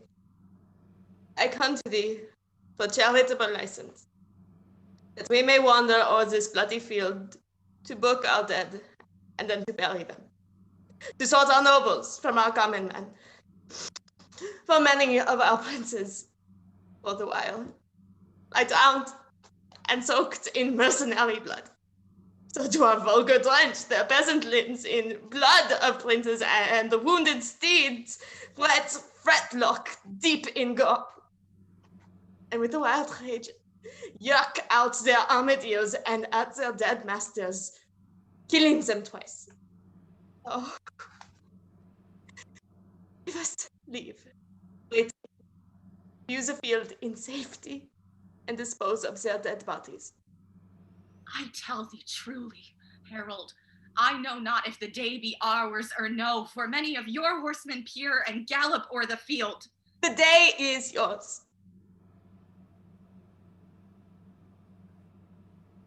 Praise be to God, we got our strength for it. What is that castle called that stands hard by? They call it Agincourt. And call we this the field of Agincourt, fought on the day of Crispin Crispianus. Your grandfather, of famous memory, an it please your majesty, and your great-uncle Edward the Black, Prince of Wales, as I have read in the chronicles, fought a most brave battle here in France. They did, Llewellyn. Your majesty says very true.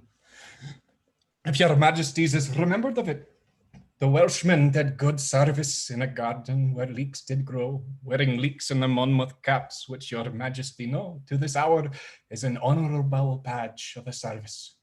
And I do believe your majesty takes no scorn to wear the leek upon St. David's Day. Oh, I wear it for a memorable honor.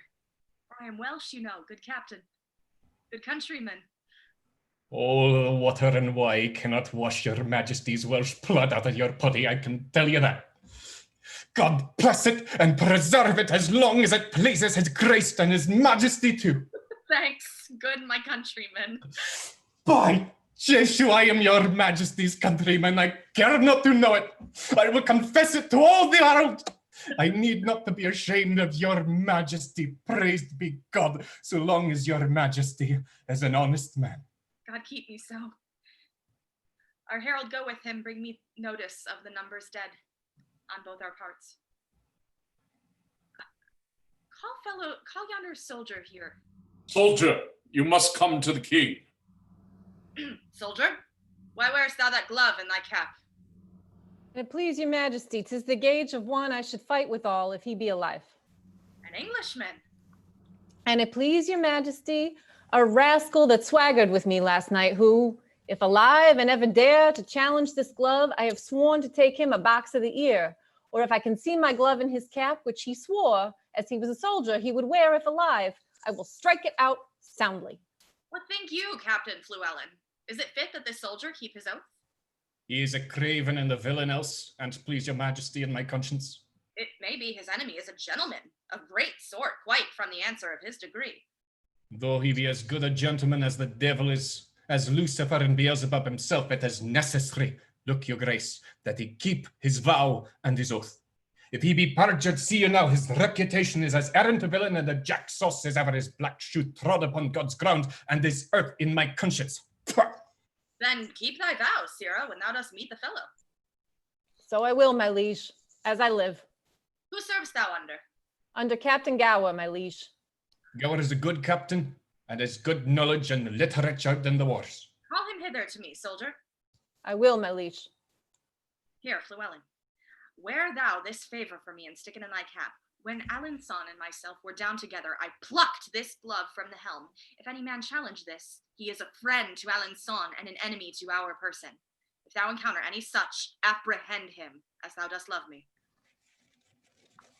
Your grace does me as great honors as can be desired in the hearts of his subjects. I would fain see the man that has but 2 legs that shall find himself aggrieved at this glove, that is all. But I would fain see it once, and please God of his grace that I might see. Knowest thou Gower? He is my dear friend, and please you. Pray thee, go seek him and bring him to my tent. I will fetch him.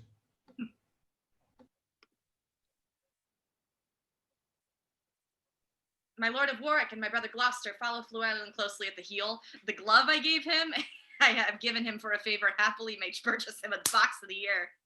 It is the soldier's. I, by bargain, should wear it myself. Follow, good Warwick. If that soldier strike him, as I judge by his blunt bearing, he will keep his word. Some sudden mischief may arise of it, for I do know Llewellyn valiant and touched with choler, as hot as gunpowder, quickly will return an injury. Follow and see there be no harm between them. Go with me, Uncle of Exeter.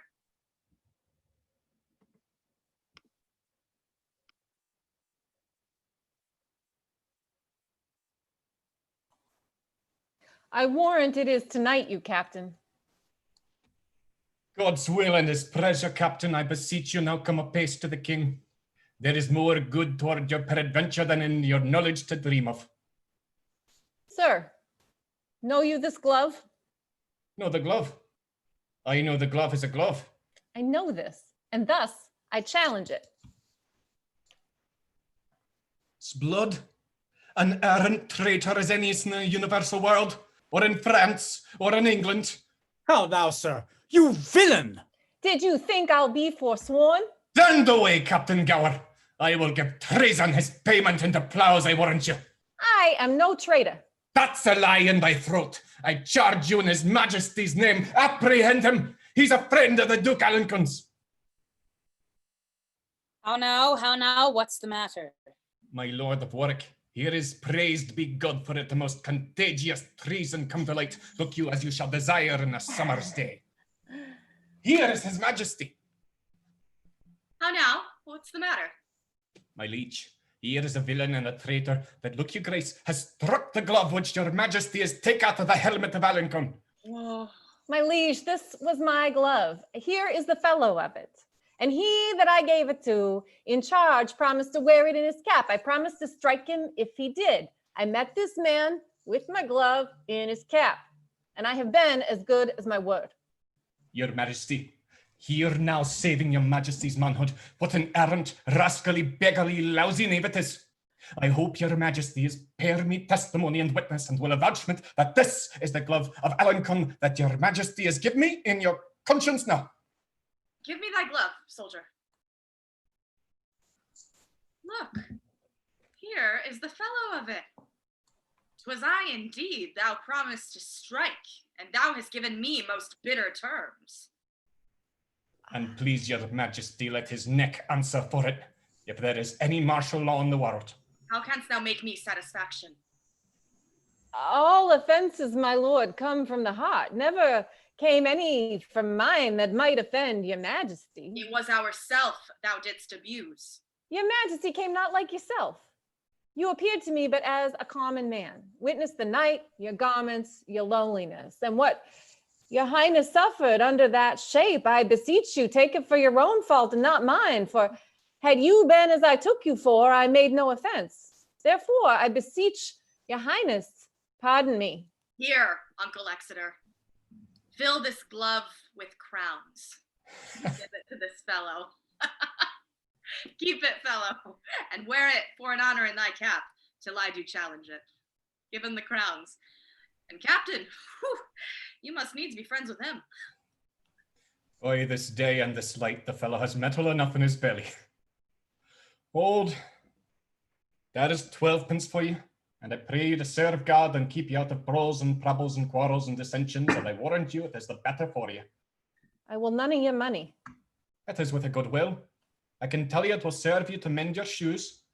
Come, wherefore should you be so bashful? Your shoes is not so good. 'Tis a good shilling, I warrant you, or I will change it. Now, Harold, are the dead numbered? Here is the number of the slaughtered French. What prisoners of sorts are taken, Uncle? Charles, Duke of Orleans, nephew to the king, John Duke of Bourbon, and Lord Boucicaut, of other lords and barons, knights and squires, full 1,500, besides common men. Note doth tell me of 10,000 French that in the field lie slain.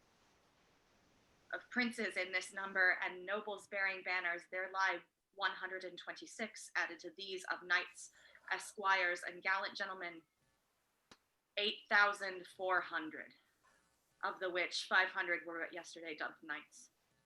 So that in these 10,000 they have lost, there are but 1,600 mercenaries.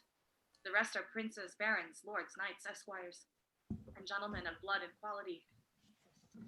The name of those nobles that lie dead: Charles de Breth, High Constable of France; Jacques of Chatillon, Admiral of France; the Master of Crossbows, Lord Rambray; the Lord Master of France, the brave Sir Guichard Dauphin; John, Duke of Alençon; Anthony, Duke of Brabant, the brother to the Duke of Burgundy; and Edward, Duke of Bar, of lusty earls Grand Pré and Rosset, Falconbridge and Foix, Beaumont and Marle, Valdemont and Lestrange. Here was a royal fellowship of death. Where is the number of our English dead?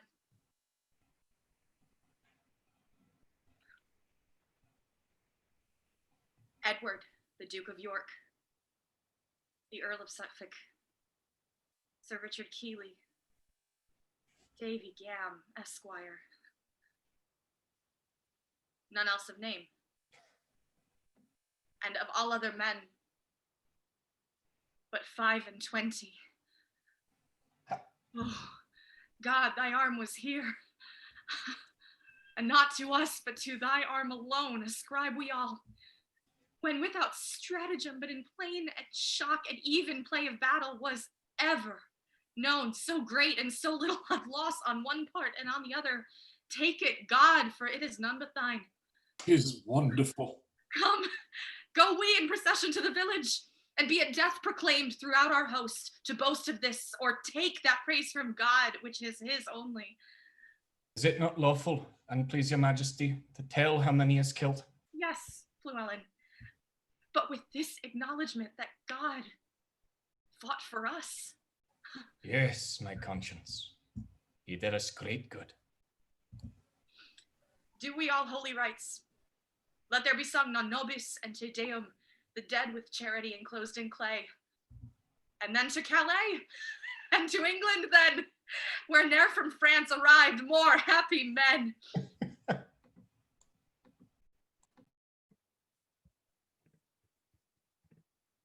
Vouchsafe to those that have not read the story that I may prompt them, and of such as have, I humbly pray them to admit the excuse of time, of numbers, and due course of things, which cannot in their huge and proper life be here presented. Now we bear the king toward Calais. Grant him there. There, seen, heave him away upon your winged thoughts athwart the sea. Behold, the English beach pales in the flood with men, wives, and boys, whose shouts and claps outvoice the deep-mouthed sea, which, like a mighty whistler for the king, seems to prepare his way. So let him land, and sullenly see him set on to London. So swift a pace hath thought that even now you may imagine him upon Blackheath, where that his lords desire him to have borne his bruised helmet and his bended sword before him through the city. He forbids it, being free from vainness and self-glorious pride, giving full trophy, signal, and ostent quite from himself to God.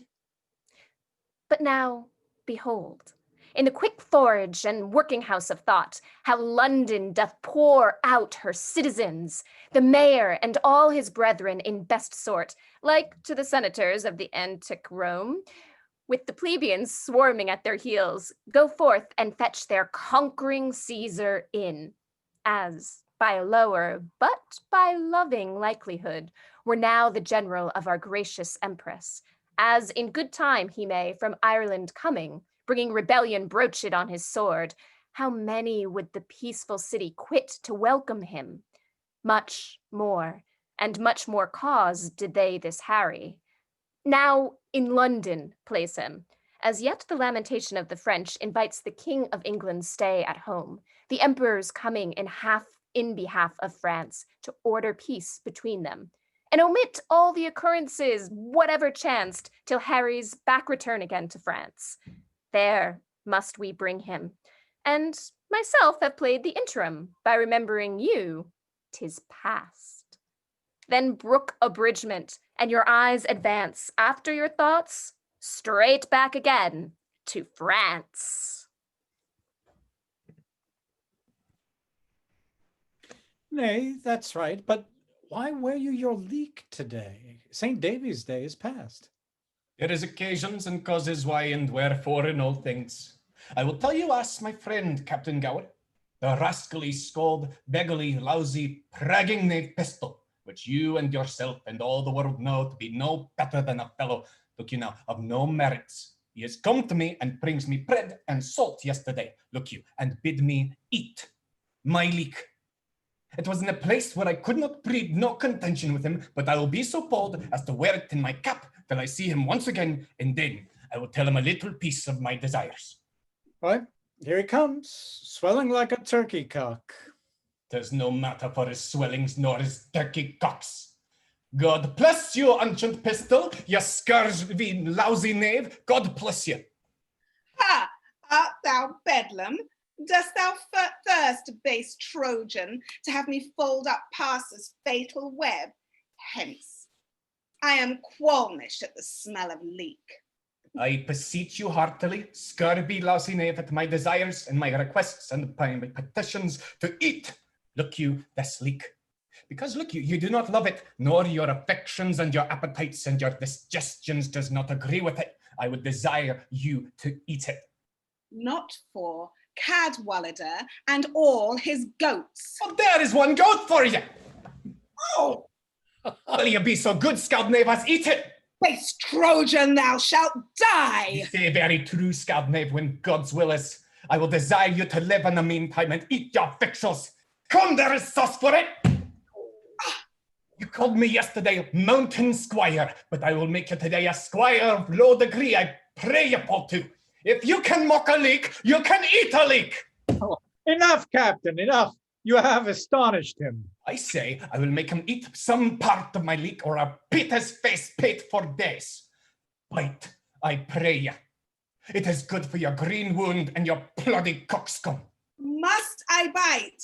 Yes, certainly, and out of doubt, and out of questions too, and ambiguities. By this leek, I will most horribly revenge. I eat, and swear. Eat, I pray you. Will you have some more sauce to your leek? There is not enough leek to swear by. Quiet thy cudgel, thou seest I eat. Much good do you, scald knave, heartily. Nay, pray you, throw none away. The skin is good for your broken coxcomb. When you take occasions to see leeks hereafter, I pray you mock at them, that is all. Good. Aye, leeks is good.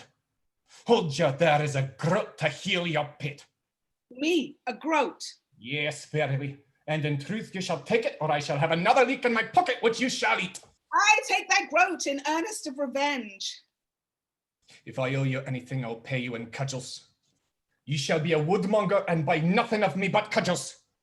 God be with you, and keep you and heal your pate. All hell shall stir for this. Ah, go. Go. You're a counterfeit, cowardly knave. Will you mock at an ancient tradition begun upon an honorable respect and worn as a memorable trophy of predeceased valor, and dare not avouch in your deeds any of your words? I have seen you gleeking and galling at this gentleman twice or thrice. You thought because he could not speak English in the native garb, he could not therefore handle an English cudgel. You find it otherwise, and henceforth let our Welsh correction teach you a good English condition. Fare you well. Does fortune play the huswife with me now? News have I that my doll is dead in the spittle of a malady of France, and therefore my rendezvous is quite cut off. Old I do wax, and from my weary limbs honor is cudgeled. Well, bored I'll turn, and something lean to cut purse of a quick hand. To England will I steal, and there I'll steal, and patches will I get into these cudgeled scars, and swear I got them in the Gallia wars.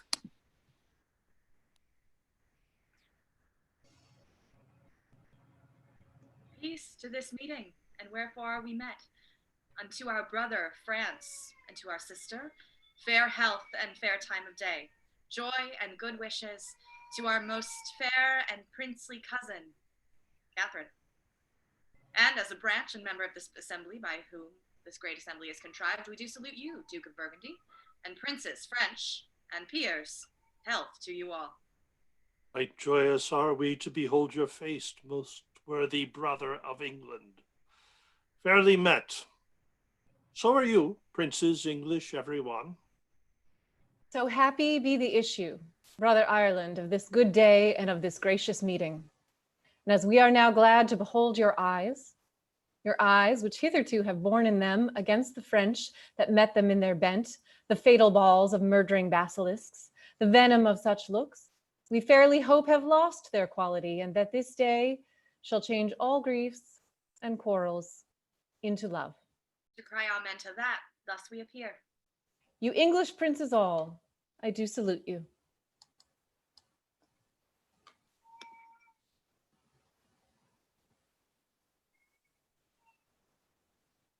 Great My Duke. duty to you both on equal love, great kings of France and England, that I have labored with all my wit, my pains, and strong endeavors to bring your most imperial majesties unto this bar and royal interview, your mightiness on both parts best can witness.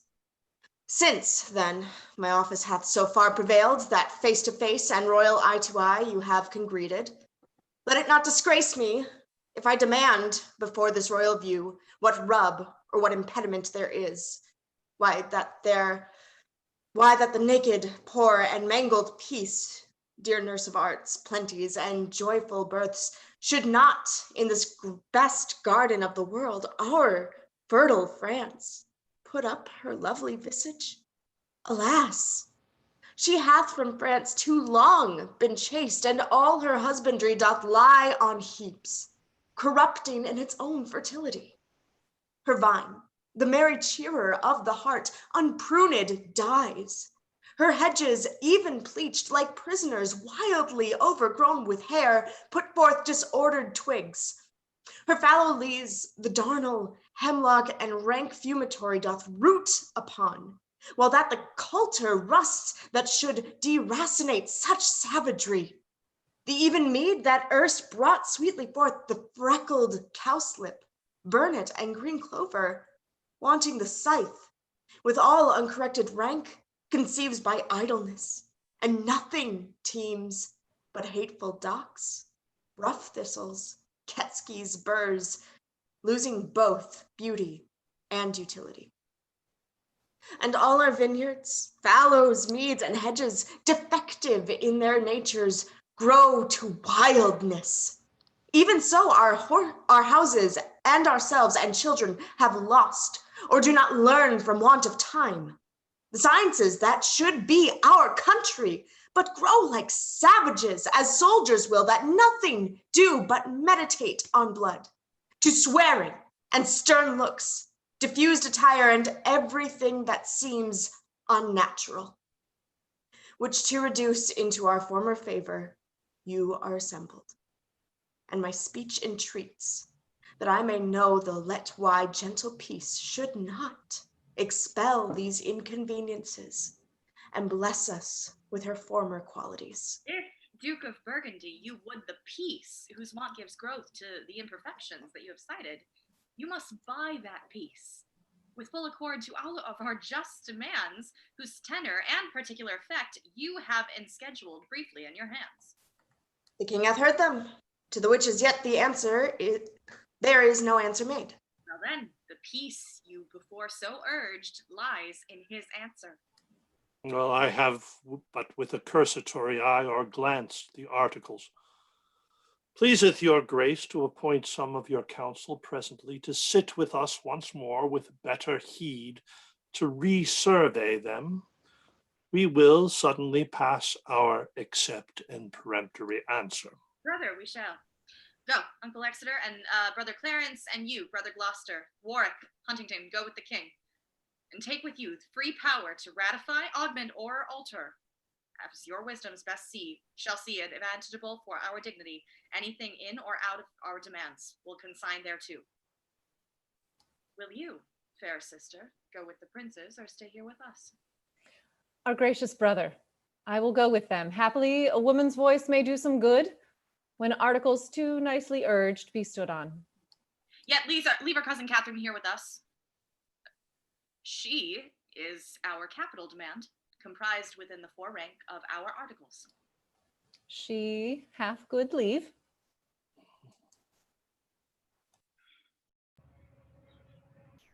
Fair Catherine, and most fair.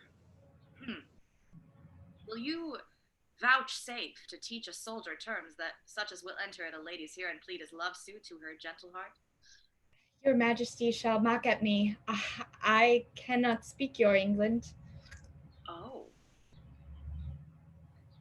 Fair Catherine, If you will love me soundly with your French heart, I will be glad to hear you confess it brokenly with your English tongue.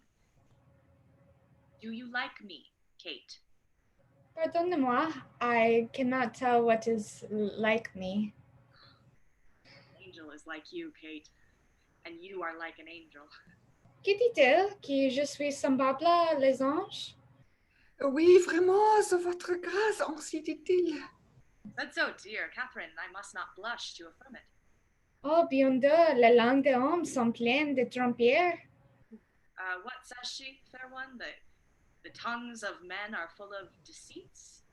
Oui, that the tongues of the men is be full of deceits. That is the princess. The princess is the better English woman. I' faith, Kate, my wooing is fit for thy understanding. I am glad thou canst not speak better English, for if thou couldst, thou would find me such a plain king that thou wouldst think I had sold my farm to buy my crown. I know no ways to mince it in love, but to directly say, I love you. Then, if you were to urge me further and say, do you, i' faith, I wear out my suit. Give me your answer, i' faith, do, and so clap hands in a bargain. How say you, lady? So votre honneur me understand well. Very. If you would put me to verses, or to dance for your sake, Kate, why then you undid me. For the one I have neither words nor measure, and for the other I have no strength and measure. Yet a reasonable measure and strength. If I could win a lady at leapfrog by vaulting into my saddle with my armor on my back, under the correction of bragging, be it spoken, I should quickly leap into a wife. Or I might buffet my love, or bound my horse for her favors. I could lay on like a butcher and sick like a jackanapes, never off. But before God, Kate, I cannot look greenly, nor gasp out my eloquence, nor have I cunning in my protestation, only downright oaths, which I never used till urged, of course, this temper, Kate, whose face is not worth the whose face is not worth the sun burning, and never looks in his glass for love of anything he sees there. Let thine eye be thy cook. I speak to thee, plain soldier. If thou canst love me for this, take me. If not, to say to thee I shall die is true, but for thy love, by the Lord, no. Yet I love thee too. And while thou livest, Kate, take a fellow of plain and uncoined constancy, for he perforce must do the right, because he hath not the gift to woo in other places. For these fellows of infinite tongue that can rhyme themselves into a lady's favors, they do always reason themselves out again. What? A speaker is but a prater. A rhyme is but a ballad. A good leg will fall. A straight back will stoop. A back fair face will turn white.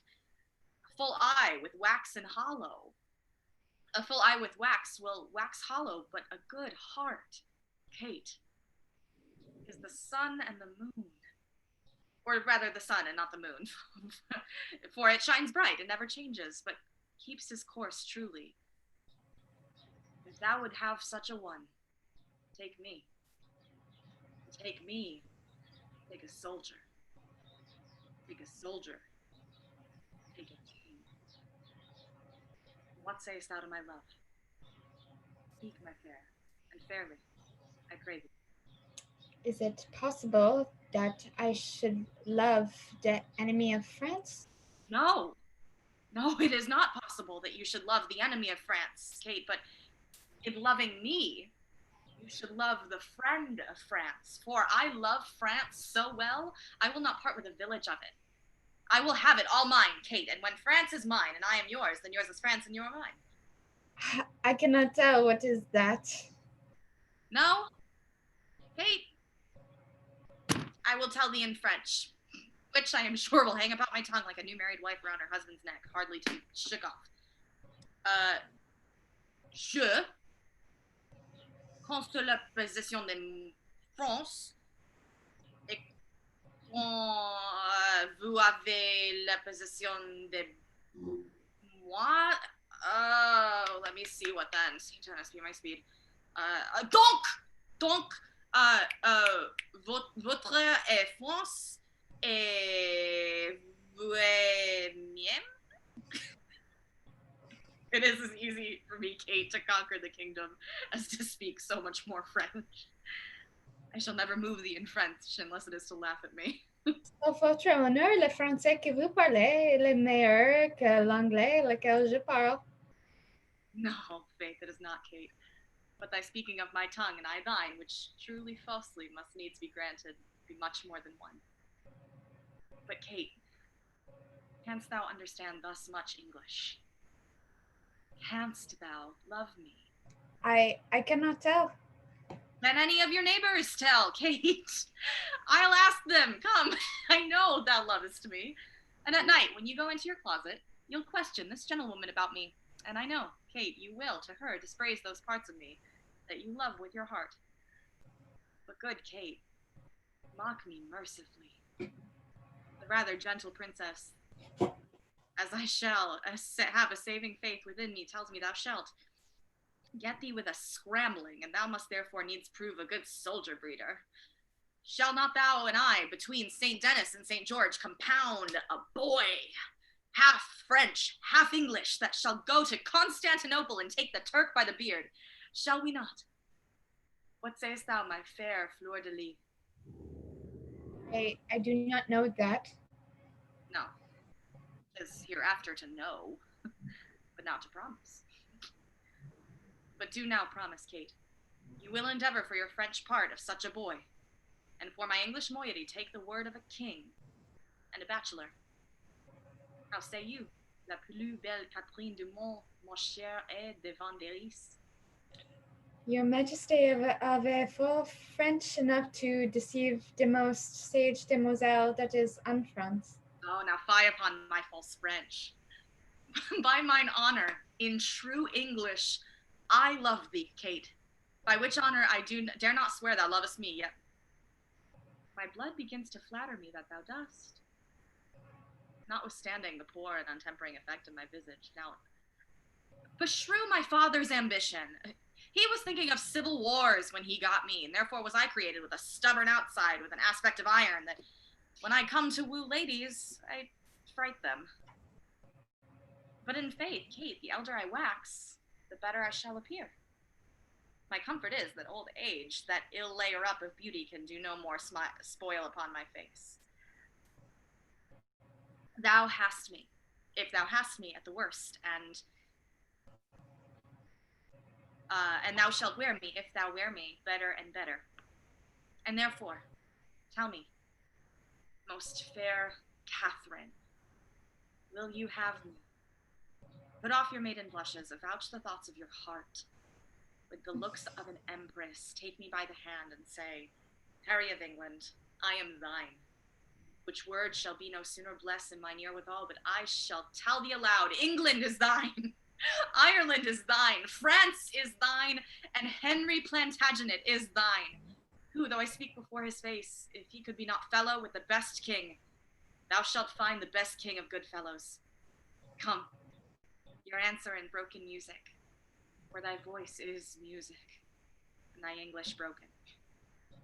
Therefore, Queen of all, Catherine, break thy mind to me in broken English.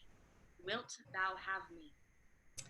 That is as it shall please the roi mon père. Oh, nay, it will please him, Kate. It shall please him, Kate. Then it shall also content me. Upon that, I kiss your hand and call you my queen. Laissez, monseigneur, laissez, ma foi, je ne veux point que vous abaissez votre grandeur et baissant la main de notre Seigneur. Indigne serviteur, excusez-moi, je vous supplie, mon très puissant Seigneur. Then I will kiss your lips, Kate. Les dames et demoiselles, pour être baissées devant leurs noces, il n'est pas la coutume de France. Madam, my interpreter, what says she? That is not to be the fashion pour les ladies de France. I cannot tell what is baiser en anglais. To kiss. Your Majesté entendre better que moi. It is not the fashion for the maids in France to kiss before they are married, would she say? Oui, vraiment. Oh, Nice customs curtsy to great kings. Dear Kate, you and I cannot be confined within a weak list of a country's fashion. We are the makers of manners, Kate.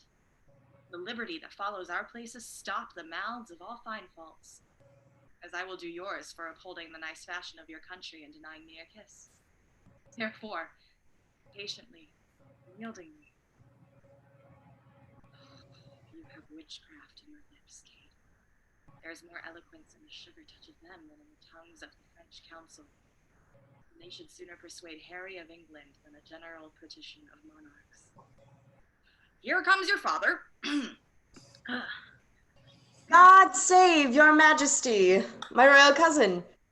Teach you our princess English. I would have her learn, my fair cousin, how perfectly I love her, and that is good English. Is she not apt? Her tongue is rough, cousin, my condition is not smooth. So that, having neither the voice nor the heart of flattery about me, I cannot so conjure up the spirit of love that he will appear in his true likeness. Pardon the frankness of my mirth if I answer you for that. If you would conjure in her, you must make a circle. If conjure up love in her in his true likeness, he must appear naked and blind. Can you blame her then, being a maid yet rosed over with virgin crimson of modesty, if she deny the appearance of a naked blind boy in her naked seeing self? It were, my lord, a hard condition for a maid to consign to. Yet they do wink and yield, so love is blind and enforces. They are then excused, my lord, when they see not what they do. Then, good my lord, teach your cousin to consent winking. I will wink on her to consent, my lord, if you will teach her to know my meaning. For maids well summered and warm kept are like flies at Bartholomew tide, blind, though they have their eyes, and then they will endure handling which before would not abide looking on. This moral ties me over to time in a hot summer. So I catch the fly, your cousin, and in the latter end she must be blind too. As love is, my lord, before it looks. Ah, it is so. And you may, some of you, thank love for my blindness, who cannot see many a fair French city for one French maid that stands in my way. Yes, my lord, you see them perspectively. The city's turned into a maid, for they are all girdled with maiden walls that war hath never entered. Shall Kate be my wife? So please you. I am content. So the maiden cities you talk of may wait on her. So the maid that stood in the way for my wish shall show the way to my will. We have consented to all terms of reason. Is it so, my lords of England? King hath granted every article, his daughter first, and in sequel all, according to their firm proposed natures. Only he hath not yet subscribed this, where your majesty demands that the King of France, having any occasion to write for a matter of grant, shall name your highness in this form and with this edition in French. Notre très je fils Henri au roi d'Angleterre, héritier de France.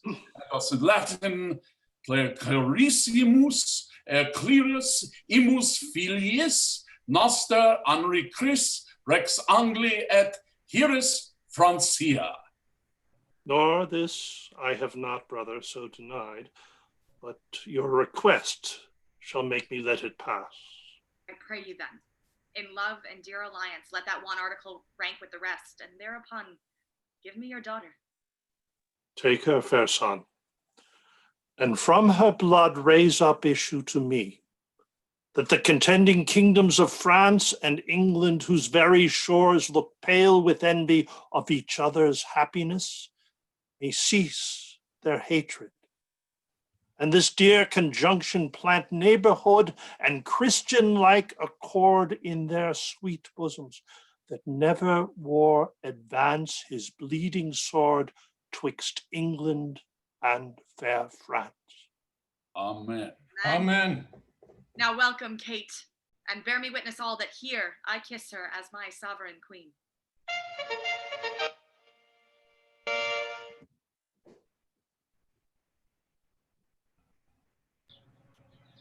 I was at a loss for words. God, the best maker of all marriages, combine your hearts in one, your realms in one.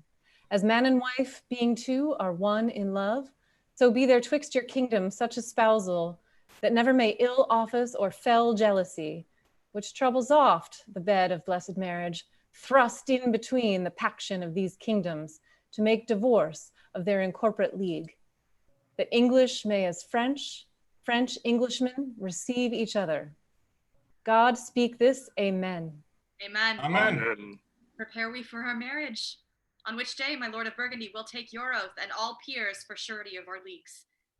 Then I swear to you and Kate, and you to me, and may our oaths well kept and prosperous be.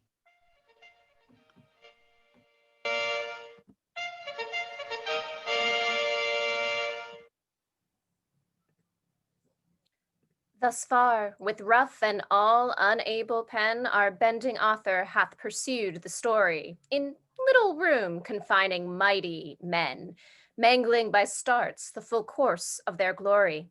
Small time, but in that small most greatly lived this star of England. Fortune made his sword, by which the world's best garden he achieved, and of it left his son, imperial lord. Henry the Sixth, in infant bands crowned king of France and England did this king succeed, whose state so many had the managing that they lost France and made his England bleed, which oft our stage hath shown. And for their sake, in your fair minds, let this acceptance take.